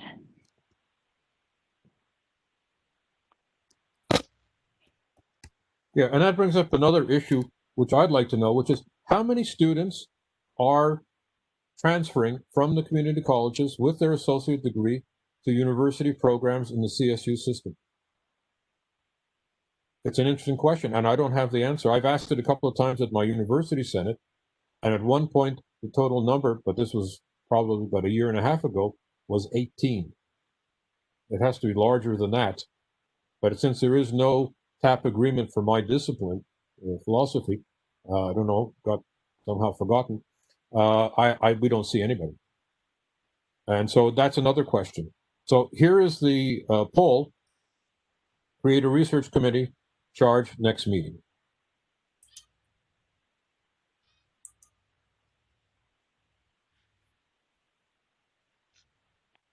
Hi, it's Barbara. You can count me yes, of course. Yes. While you're waiting for this count, Dave, I just want to say something about the students who are going on to four-year schools. Many of our students at Norwalk do not graduate with an associate's degree. They will transfer to a four-year school well before they have an associate's degree, because many times they reach a point where the courses they would need to take to complete the associate's degree may not transfer to the four-year school. And also, if they're intent upon transferring to a four-year school, they're at the community college just to get their basics done before they transfer to the four-year school. And I think disproportionately, those are our better students too. Absolutely, yeah, absolutely. Which then hurts our retention and success rates even more. Yeah. The same thing occurs in a slightly different form at a university. If a student is at CCSU and after their second year realize, my gosh, I got a 3.9 GPA, I'm really interested in biochemistry, or there's a much better program at Yale and get in, they are counted as a non-graduate. Right. Similarly, any student who comes from a community college and does graduate is not counted either. Why? Because they only count recent high school graduates. It's a bizarre thing which has been going on now for the 31 years that I've been there. And you cannot get them to change their method of calculation because they say, well, that's what the federal government requires. So I just wanted to, if I may, because I work directly with the transfer students. This is Myrna. Oh, yeah, Myrna. I would like you to research, because this was the whole concept about this whole guided pathway, is to develop these these TAP programs, so that students can, in fact, transfer to the four-year institutions, including Charter Oak. Well, I would love, and I've been asking several of the members who are in charge of this area, what are the numbers? Because now we will see what the true numbers are. I haven't got any information to date, but that would be a great study, because one of the reasons the TAP were developed, as I indicated earlier, was to have that transition, that streamline. The other thing that I want to point out, having had several years of experience working with transfer students, is, our students swirl. So they'll go to maybe 4 or 5 of the community colleges, as well as come to any one of our 5 universities, right? So there is a lot of swirling going around. With regard to students completing, that would be a great number as well, because as I speak with students, they don't want to finish. Some of them do not want to finish an associate degree. That was not the intent. That was not the purpose of them initially beginning their academic journey. So, there are a lot of variables, I think, that, you can't address them all. But one of the ones that you can address that probably lend itself, I think, mostly to our charge is, how are these guided pathway TAP programs, how are the numbers? That's more important to me. Is it really serving the purpose that it was intended for? Right? I just want to say, I think one reason that I started to think about a research committee is we can very systematically start using freedom of information requests for information that ought to be public. If informal, friendly questions don't get answered, which keeps happening to us, we're not getting our questions answered, and then we can file a request. There's nothing wrong with that. You have to be careful about, make sure the whole committee agrees that we should and things like that, but the whole FAC. But it's time we started just systematically, so that they know when we ask informally, we're going to go ahead and ask formally through that act if they don't answer us informally. Okay, I'm going to close the poll. Last call. Yeah, so it's 6-0 with no abstentions, I think. No, okay. So that's fine. I encourage the folks to go ahead and organize a meeting. If you need to use, well, we can do it through WebEx. And I think this would be an important thing. I'll give you just one anecdote. I was years ago on a board of trustees of the old 4-campus CSU system for the implementation of the Vista course management system, the precursor to Blackboard. And one of the arguments used for having the same course management system in all 4 universities was that students, full-time students, could take courses at more than one university. And, I kept asking, well, how many students does that affect? And it took 2.5 years, but I finally got the answer. Out of the 30,000+ students in the 4 CSU universities, a total of 18 full-time students took courses at more than one. And that, we had spent millions of dollars in rather than using open source such as Moodle and what have you. So it's quite interesting when you find out the numbers. I think that the statement, seek truth from facts, is applicable current political situation, but also to what's going on in CSCU. Okay, let us proceed then to the top item 7 on the agenda, and I hope we can sort of close off by around 3:30. So that's my objective. We had topics and dates for the next FAC conference and/or mini conference. Did we? We didn't have. There was no conference last year, was there? Right. So there's No, it wasn't. Canceled at the last minute. Yeah. So we can do it. And I've got some experience now running online conferences, and I think many of you may have participated in it. And in some respects, it's one of the few positive byproducts of this pandemic, is that it is easier to organize conferences. You don't have to reserve rooms. You don't have to look after accommodations. There's no cost for food. Everybody has a coffee machine in their own kitchen. So this is something I think which would be interesting, especially if we get results from this research committee. And I know that I would certainly like to write a little paper on, what's the future of CSCU and how should it be reorganized. I'm sure other people have other ideas. So do we think it's a good idea to hold a conference? Most likely online, either this term or next term. It's open for discussion.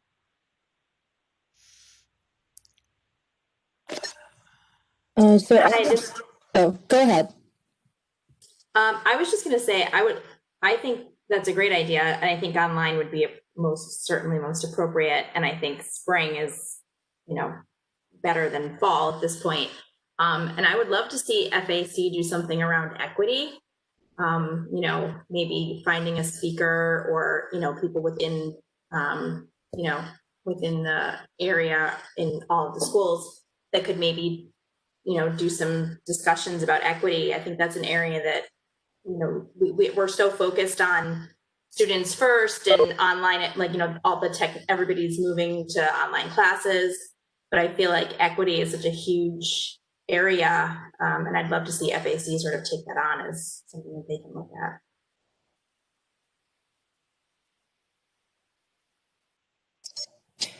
So the traditional time slot that we've usually had for the conference is like the first Friday in April.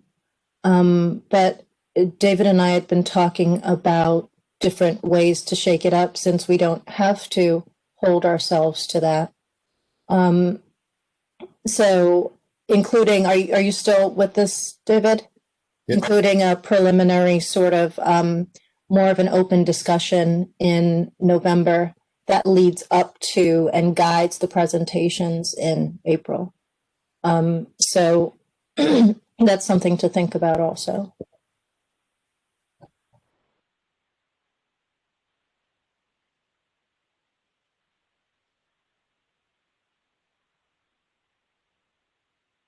Now that we have an economist with us, Martin, that could be an extra bonus to look at some of the economic issues involved. I don't know if you can hear me. Yes. Yeah, well, in terms of also what you were saying about the conference, I think the issue with a conference of this sort is that I think it would be nice to have a build-up. So in a way, maybe like short events, so people are informed. So the conference is, there's not only to get informed, but also people that actually can discuss things with better knowledge of what's going on. Maybe like a series of like short talks and presentations of whatever we want to, like a 30 minutes on budgets or things like that, things that are more specialized ahead of time. So the conference is more, guided discussions. Maybe that would be my suggestion.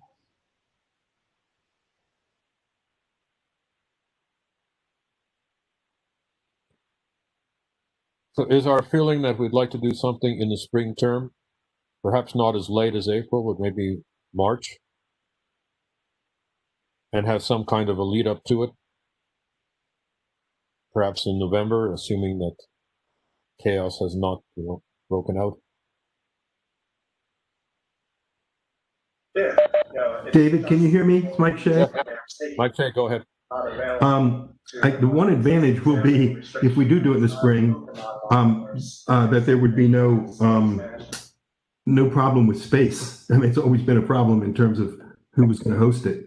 It might be a good opportunity to take advantage of that. But on the other hand, we're all much more busy because of the online work, and I'm not sure who would be undertaking to do it, because it would be quite an undertaking, I would think.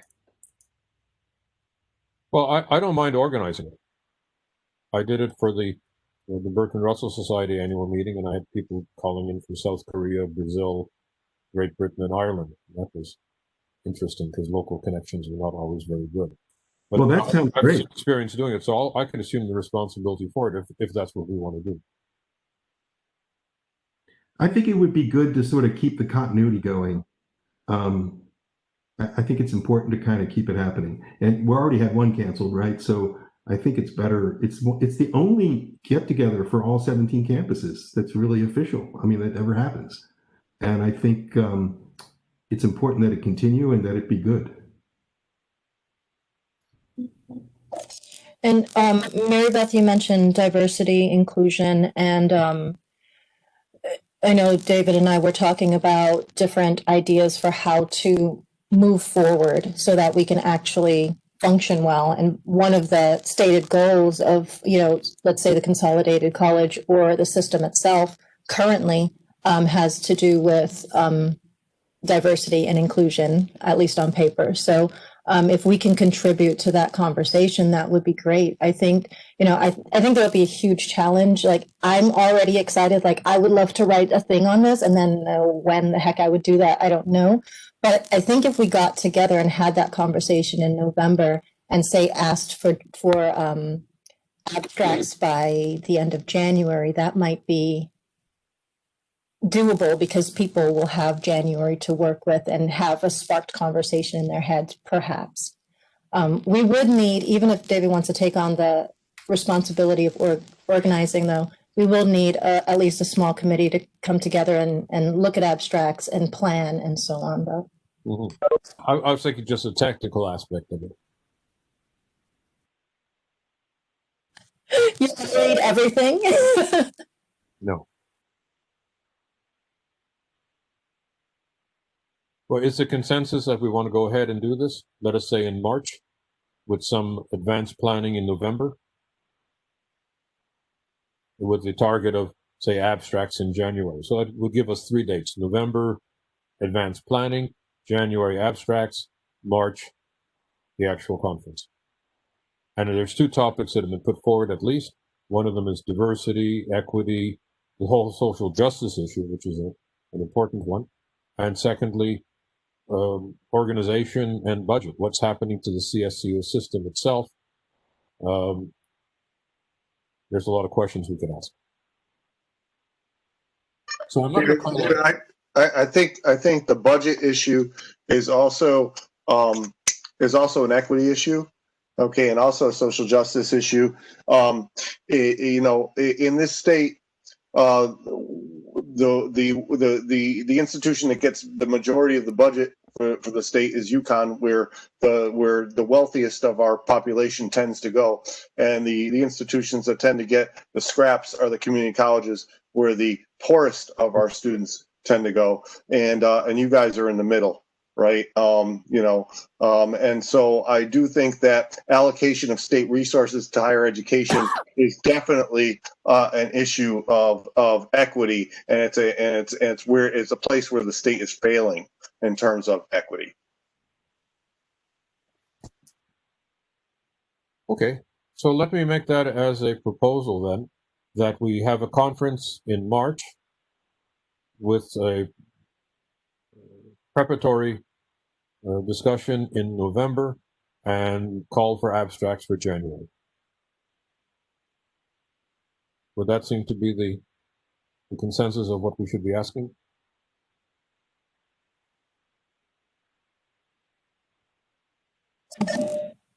So on this one, do we need well, I can do it, Paul. Might as well, since I've started.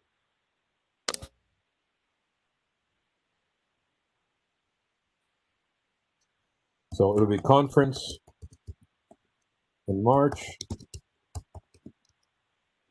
preparatory, what do we call this? A preparatory meeting in November. Call for papers in January. Organizing committee online.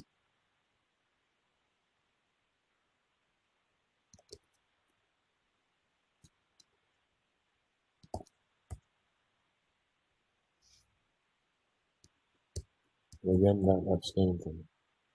Okay. The poll is open. This is Barbara. I vote yes. Okay. Lois, keep noting. Question, is part of this the decision of what this is going to be about? No. That we'd leave till November. All right. But I mean, we've had some suggestions today, so.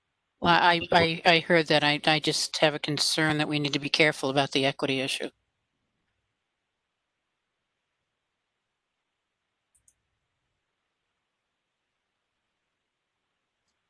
By the way, I've been forgetting to vote. Lois, would you? I'll add one I to can't each. vote. I'll add Would you one to each. One to everybody. I kept looking for the missing person, and of And course, you. the missing person is me. That's so funny, David. That's exactly what I was going to ask you is why are the votes always one? Okay, that's great. To wit, me. The way that this works is I can't vote, as far as I can tell. I'll vote twice for you. Oh no! This- Only that's only the president. I think we should not follow. I'll do one yes and one no. This is Linda. I just want to point out that Patrice is not here, so there should be one missing from each vote. Yes, we have 8. But we had 2 missing. Right. Yeah. Lois, I'm curious to find out when you finish tallying, what do you do? I agree with Kalina. I'd like to know what you mean being careful with the equity. Because we might fall into we might be falling into something that the system office could trap us in. Okay, I'm going to close the poll in 15 seconds, but I think that's everybody. I'm going to close it now. All right. The answer then is unanimous. 9 yes and 0. Okay. Item 8 was at bargaining for the common good. And I think that's Kalina's. Okay, here I am. So I don't know how many of you are familiar with bargaining for the common good, but the 4 Cs voted to adopt it as the way they're moving forward from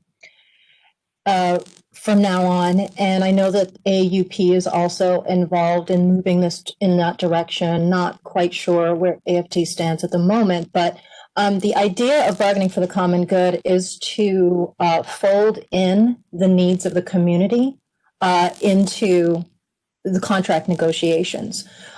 So the idea is that, especially with our system at the moment, really sort of defining who we are and how we function in the community and codifying that in the contract, right?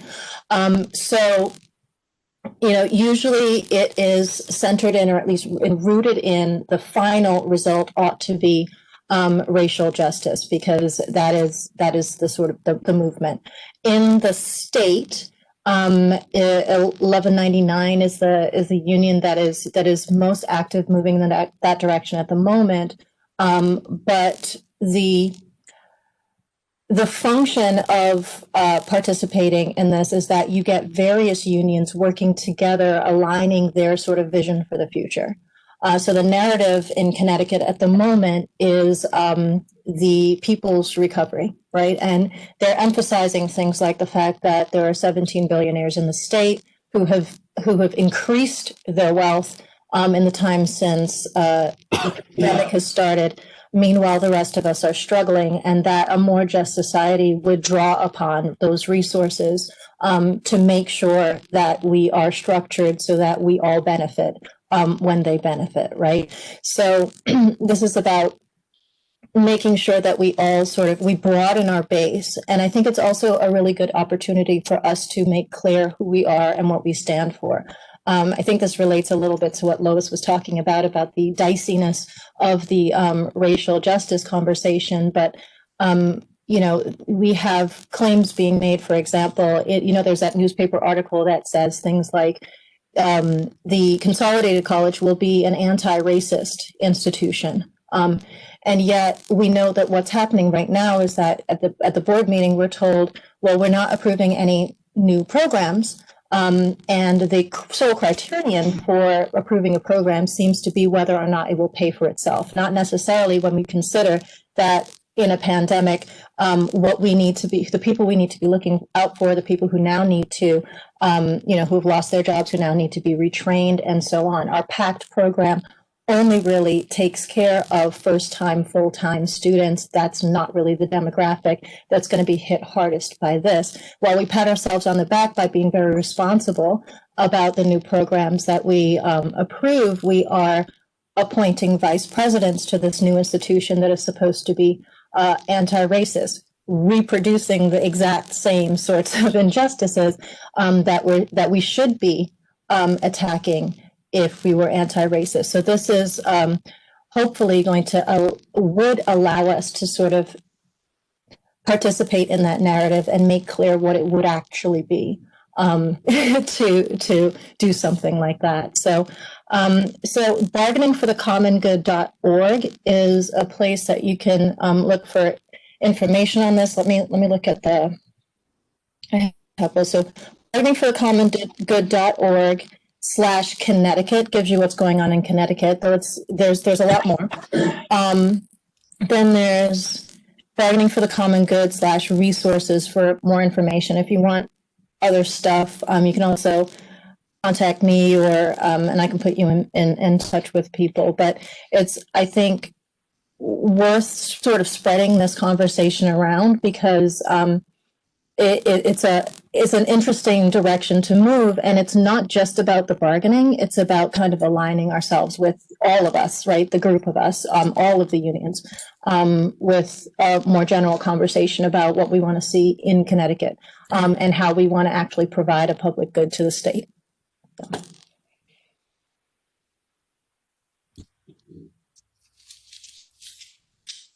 Okay. Mm-hmm. So that was an interesting. I don't know if there's any further discussion, but it seems like an interesting. Mm-hmm. I'll say that there are. I would have hoped to bring you more specifics about precisely what kinds of asks might be involved, but that is evolving, and there might be an opportunity to talk to folks about that next month. At the next meeting. Yeah. Kalina, I'm just curious. Is this organization reaching out to all unions, or has that been? I'm just talking about SWOF. I have not heard about that, but do you know if SWOF is on that listserv, or has anyone reached out? As far as I know, SWOF is not yet participating. I don't know, and good point. Because this is really going to work mostly if everybody's kind of in the same conversation. Yeah. Correct. Thank you. I will share the links with my the president so that at least someone could reach out to you or whoever we need to. Thank you. Okay. The next item on the agenda, we had further discussion of the next response to the FBC critique of student. 1 second. Can I just jump in? Because Martin, Martin, is that your hand up? Yeah. What I would suggest is if you could send through this list also further information. I would like to share that as well in my campus, and then it would help if you would instruct us what would be the best place for us to join this effort, because we have normally we have a vice president for that deals with this. I don't remember what is the exact title, but in a way, if you could just guide us, what would be the best person in our administration to share this information with besides the president, so we might be able to join as well.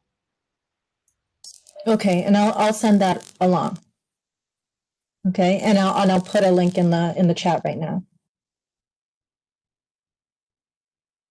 Excellent. We had an agenda item on NESHE response to the FAC critique of Students First, but I don't know, is there any new information that we have?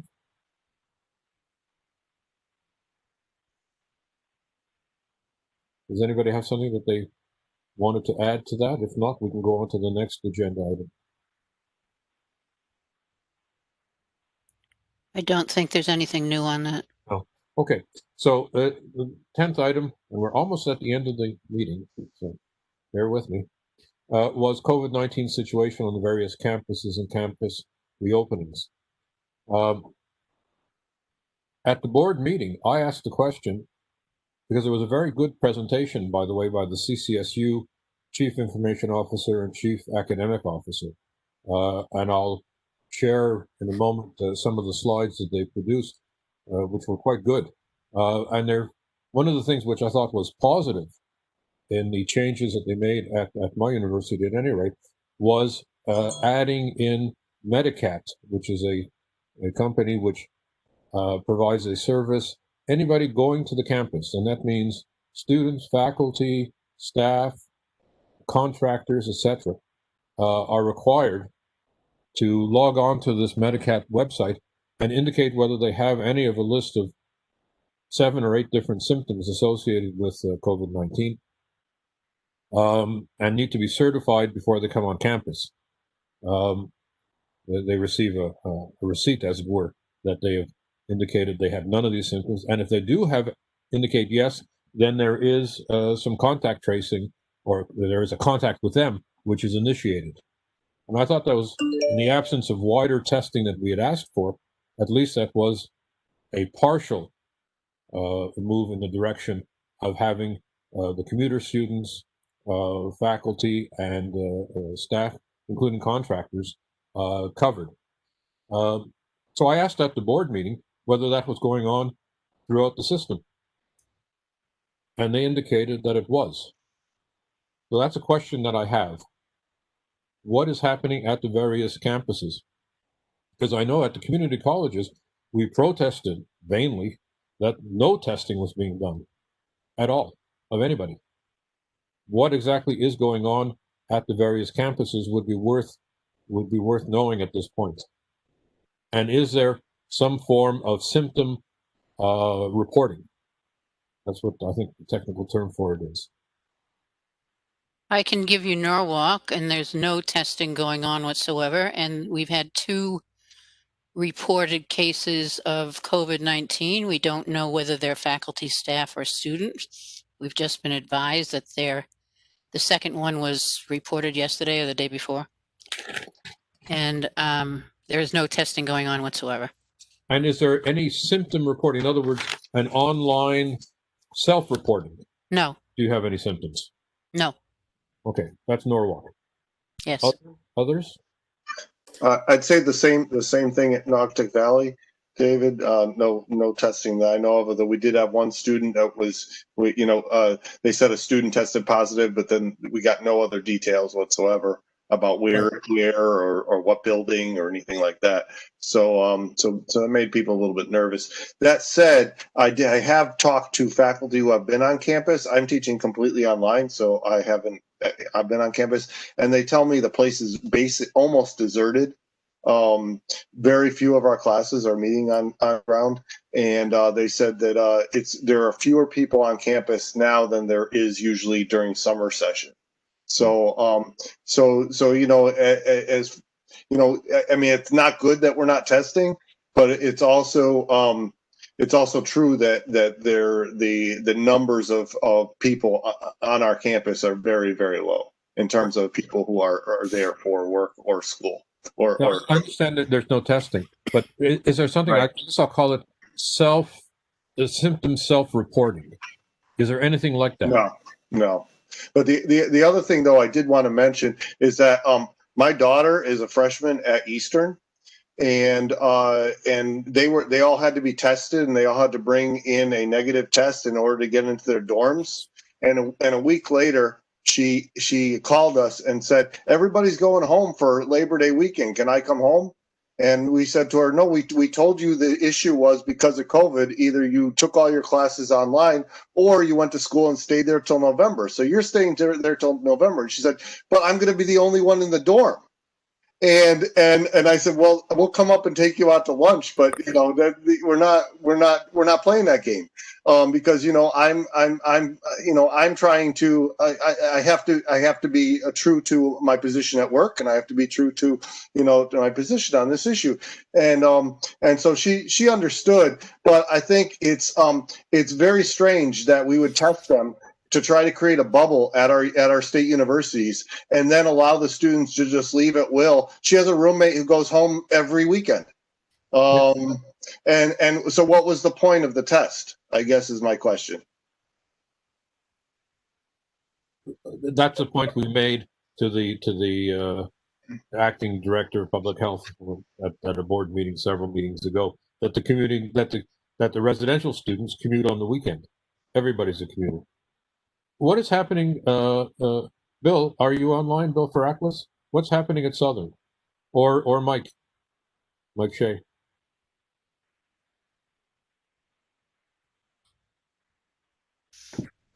Sorry, the mic is so hard. They're not. Yeah, well, I would just say overall, as I think I've reported before, they were really, really reasonable about how we went into the teaching. So I don't think people are very concerned about the testing because there's a lot fewer students online. I mean, on ground than there are in other schools, I think. So they're being reasonable. They're doing. We don't have any complaints about we had concerns, but once it's happened, it's begun. It's clear that it's not causing any problems. So, and is there any self-reporting of symptoms to an online site? I think there is, but I hate to say this, but part of the problem is I'm not paying full attention to it because I am only online. Yeah. So I think Bill Ferraklis is on this call, or he was, and he might be able to speak better than I because he's also on the Senate Executive Committee. But I'm begging off mostly because I haven't paid that much attention to it, I'm afraid. Hi, I am here. Hello? Is there any mechanism for self-reporting of symptoms to an online site at Southern? Can you hear me? Yes. Oh, hi, I'm sorry. I've been here and listening to the meeting with great interest. I just had trouble unmuting myself, and I apologize. Yes, there are some self-reports of commuter students at Southern's campus. I was looking at the dashboard, which was being updated weekly, but now is being updated daily. And I believe there are perhaps 10 self-reports of students who are commuters who have contracted coronavirus. However, I'm not sure that the information is complete because I have heard anecdotal information about students who have this in greater numbers than what I'm seeing on the dashboard. That could be erroneous, however, so we don't really know. I think Mike is correct in what he said. I think our administration has backed off a little bit from its push to get a lot more on-ground courses onto the schedule for the spring, which originally it wanted us to do. So that's the report. Okay. Of course, I missed the beginning of the meeting. I'm assuming everybody knows that the announcement came out about the spring semester starting a week later and spring break being canceled. News to me. Oh, well, we got an email from our president during this meeting. Okay. Okay. Well, Lois's cat knew it. Yes. Mike Emanuel at Northwestern. Is there any mechanism for students and faculty and staff who come on campus to, before they come on campus, report whether they have any symptoms or not? I'll try and unmute you. Hang on a second. No, I'm stuck. Yes, go. I can't get on. No, you're on now. Can you hear me? Yes. Okay. I think the screen anyway. The only thing that we have is the same from what before, and that's the QR code. So when you come into a building, you take your phone, take the camera, and then you take a picture of the QR code. A form comes up, and you put in your information.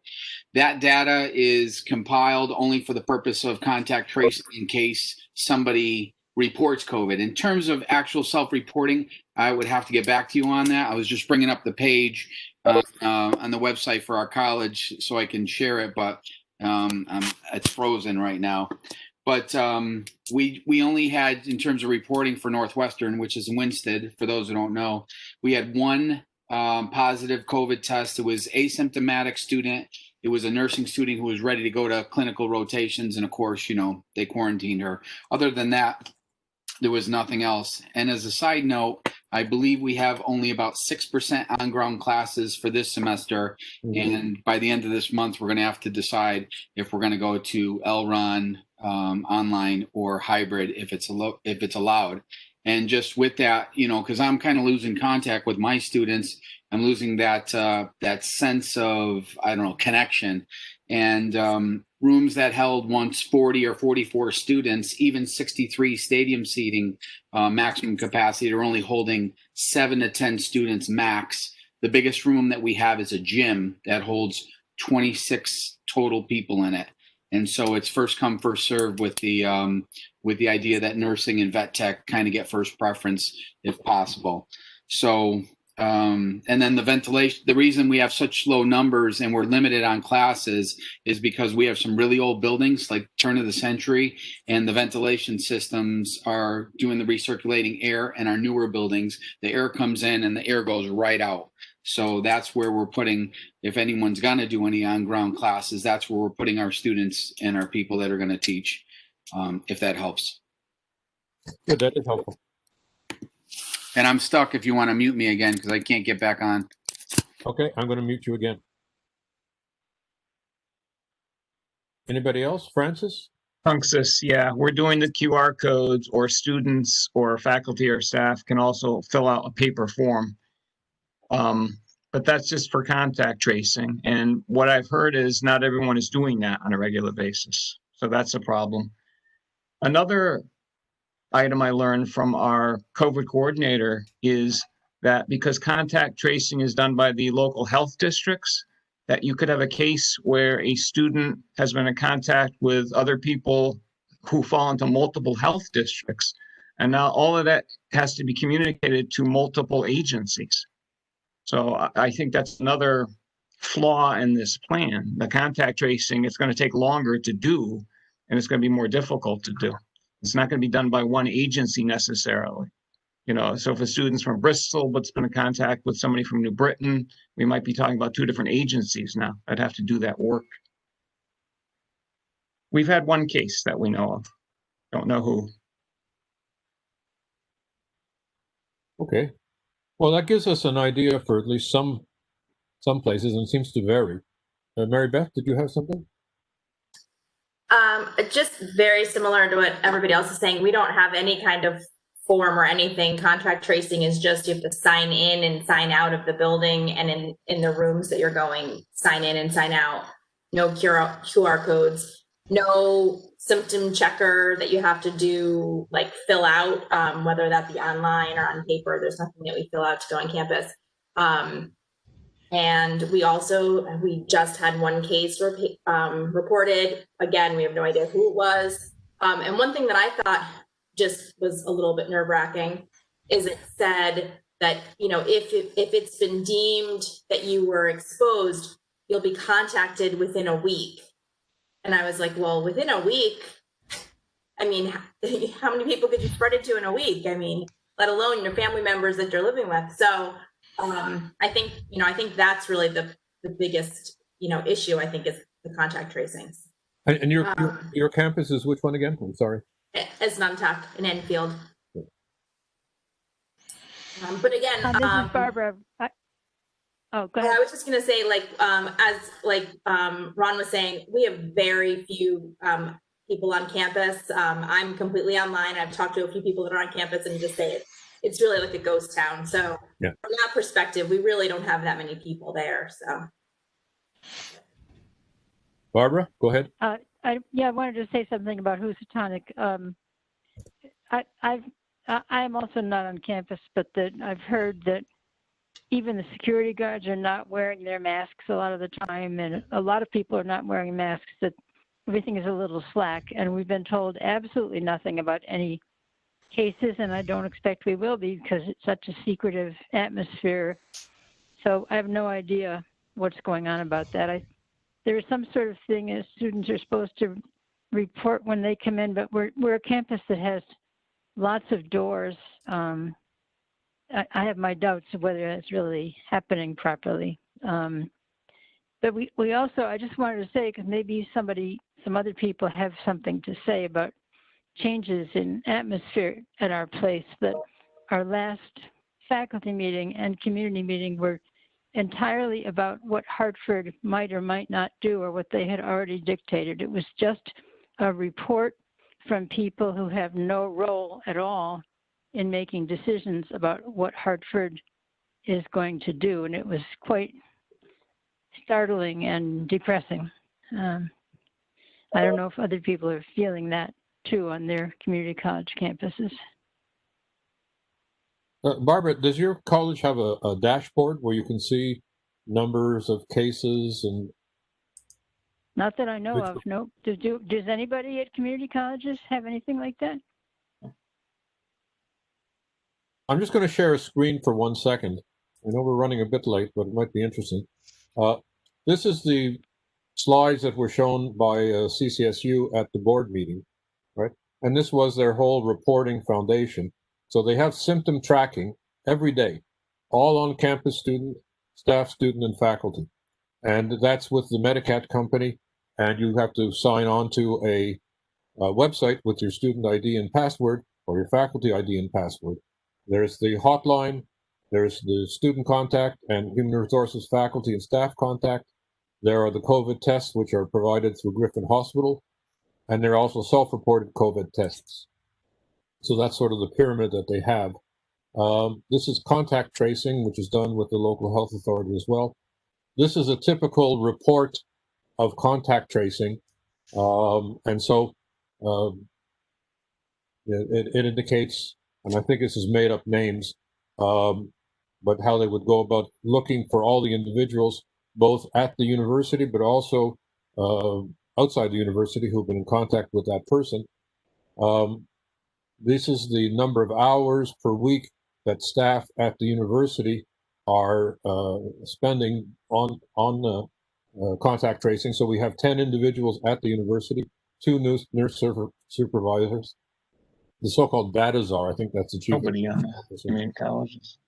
And then we have here a typical daily dashboard, which indicates the number of students, confirmed positive cases. So this is numbers per day of resident students and staff, commuter students, which are not being tested, and faculty and staff. And then you have the number of cases in quarantine. So that's available to everybody. You can log on to that, and it's actually available to the general public. And this is then just the various aspects of what they're doing, the various layers of reporting, tracking, neighborhood strategies. They have a 4 o'clock meeting every afternoon of all of the faculty, the staff who are involved in this. I thought it was actually a very good presentation, so I just wanted to share it with you. But it's pretty clear that there are huge differences between what's going on at the universities and what's going on at the community colleges. And the answer made to me when I asked them about self-reported symptoms seems not to be the case for the community colleges. And I think that's something that I'm going to bring up to Chairman Fleury. Anything else that we want to add here?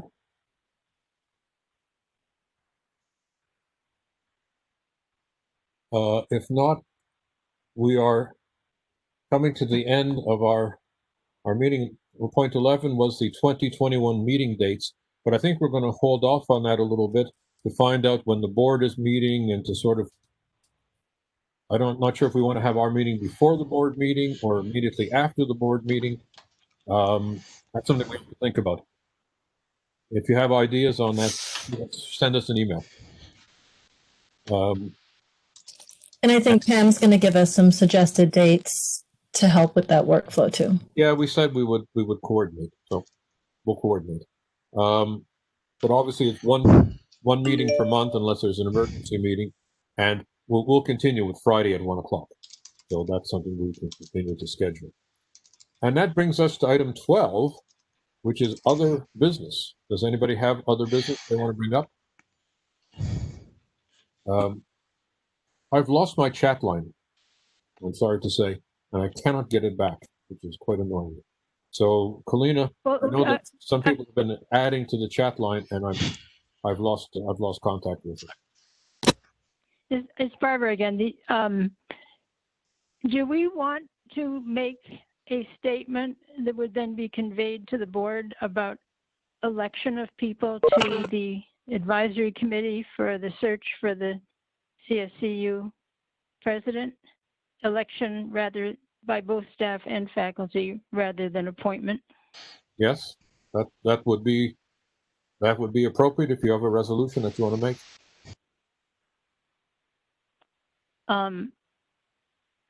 Can you just make a sentence out of it? You seem to be doing well with that. Okay. It's very simple. FFC recommends election by appropriate faculty and staff, governing structures of representatives to the advisory search committee. Great. And I will now add the appropriate yes, no, and the pièce de résistance, abstain. Because I spent a lot of time spelling that correctly. Okay. And if somebody could second it? Do we have a seconder? I'll second. Who is that? Kalina. Kalina. Oh. Okay, there it is. Can you see the poll now? Okay, I'm voting yes, Barbara. Don't forget to count yourself, David. Yes.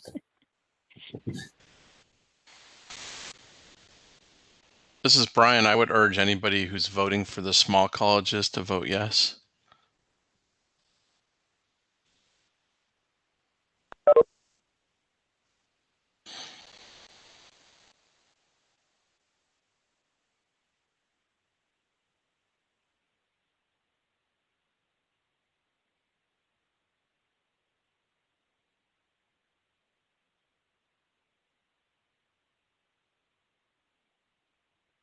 Thank you, Bill. I see that you have to leave.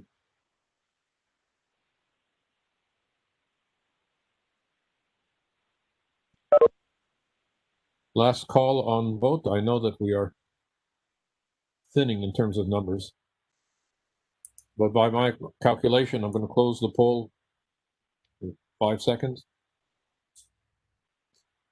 If your delegate has left and you are the second, you are the alternate, you can vote. Last call. So the vote is six in favor, 0 against, 0 abstentions. I do have one question. Shouldn't we be a bit more specific about what advisory search committee we're talking about? Yes, that was implied. It's the presidential search. That's just But technical. it's not. FAC recommends election by appropriate faculty and staff governance structures of representatives to the advisory search committee. That doesn't imply anything. Advisory Search Committee for the president of CSC. I'm sorry, it didn't get recorded. Okay, any other business? If not, we have arrived at my favorite point of the agenda at 3:44. Motion to adjourn. One question, Dave. What was the vote? 6-0-0. 6-0-0. A motion to adjourn. So moved. All right. Those in favor, say aye.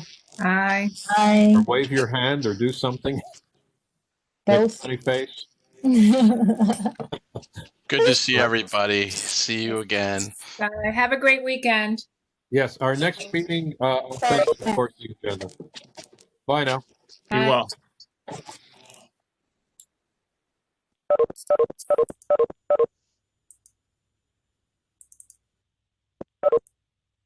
Okay. Lois, if you or your cat can get to me all the resolutions with the votes, that'll suffice for our minutes. And I can send it, if you could actually get that to me over the weekend, I can send it in on Monday to the board. Yeah, sure. Okay, I'm going to stop the recording now. Oh, I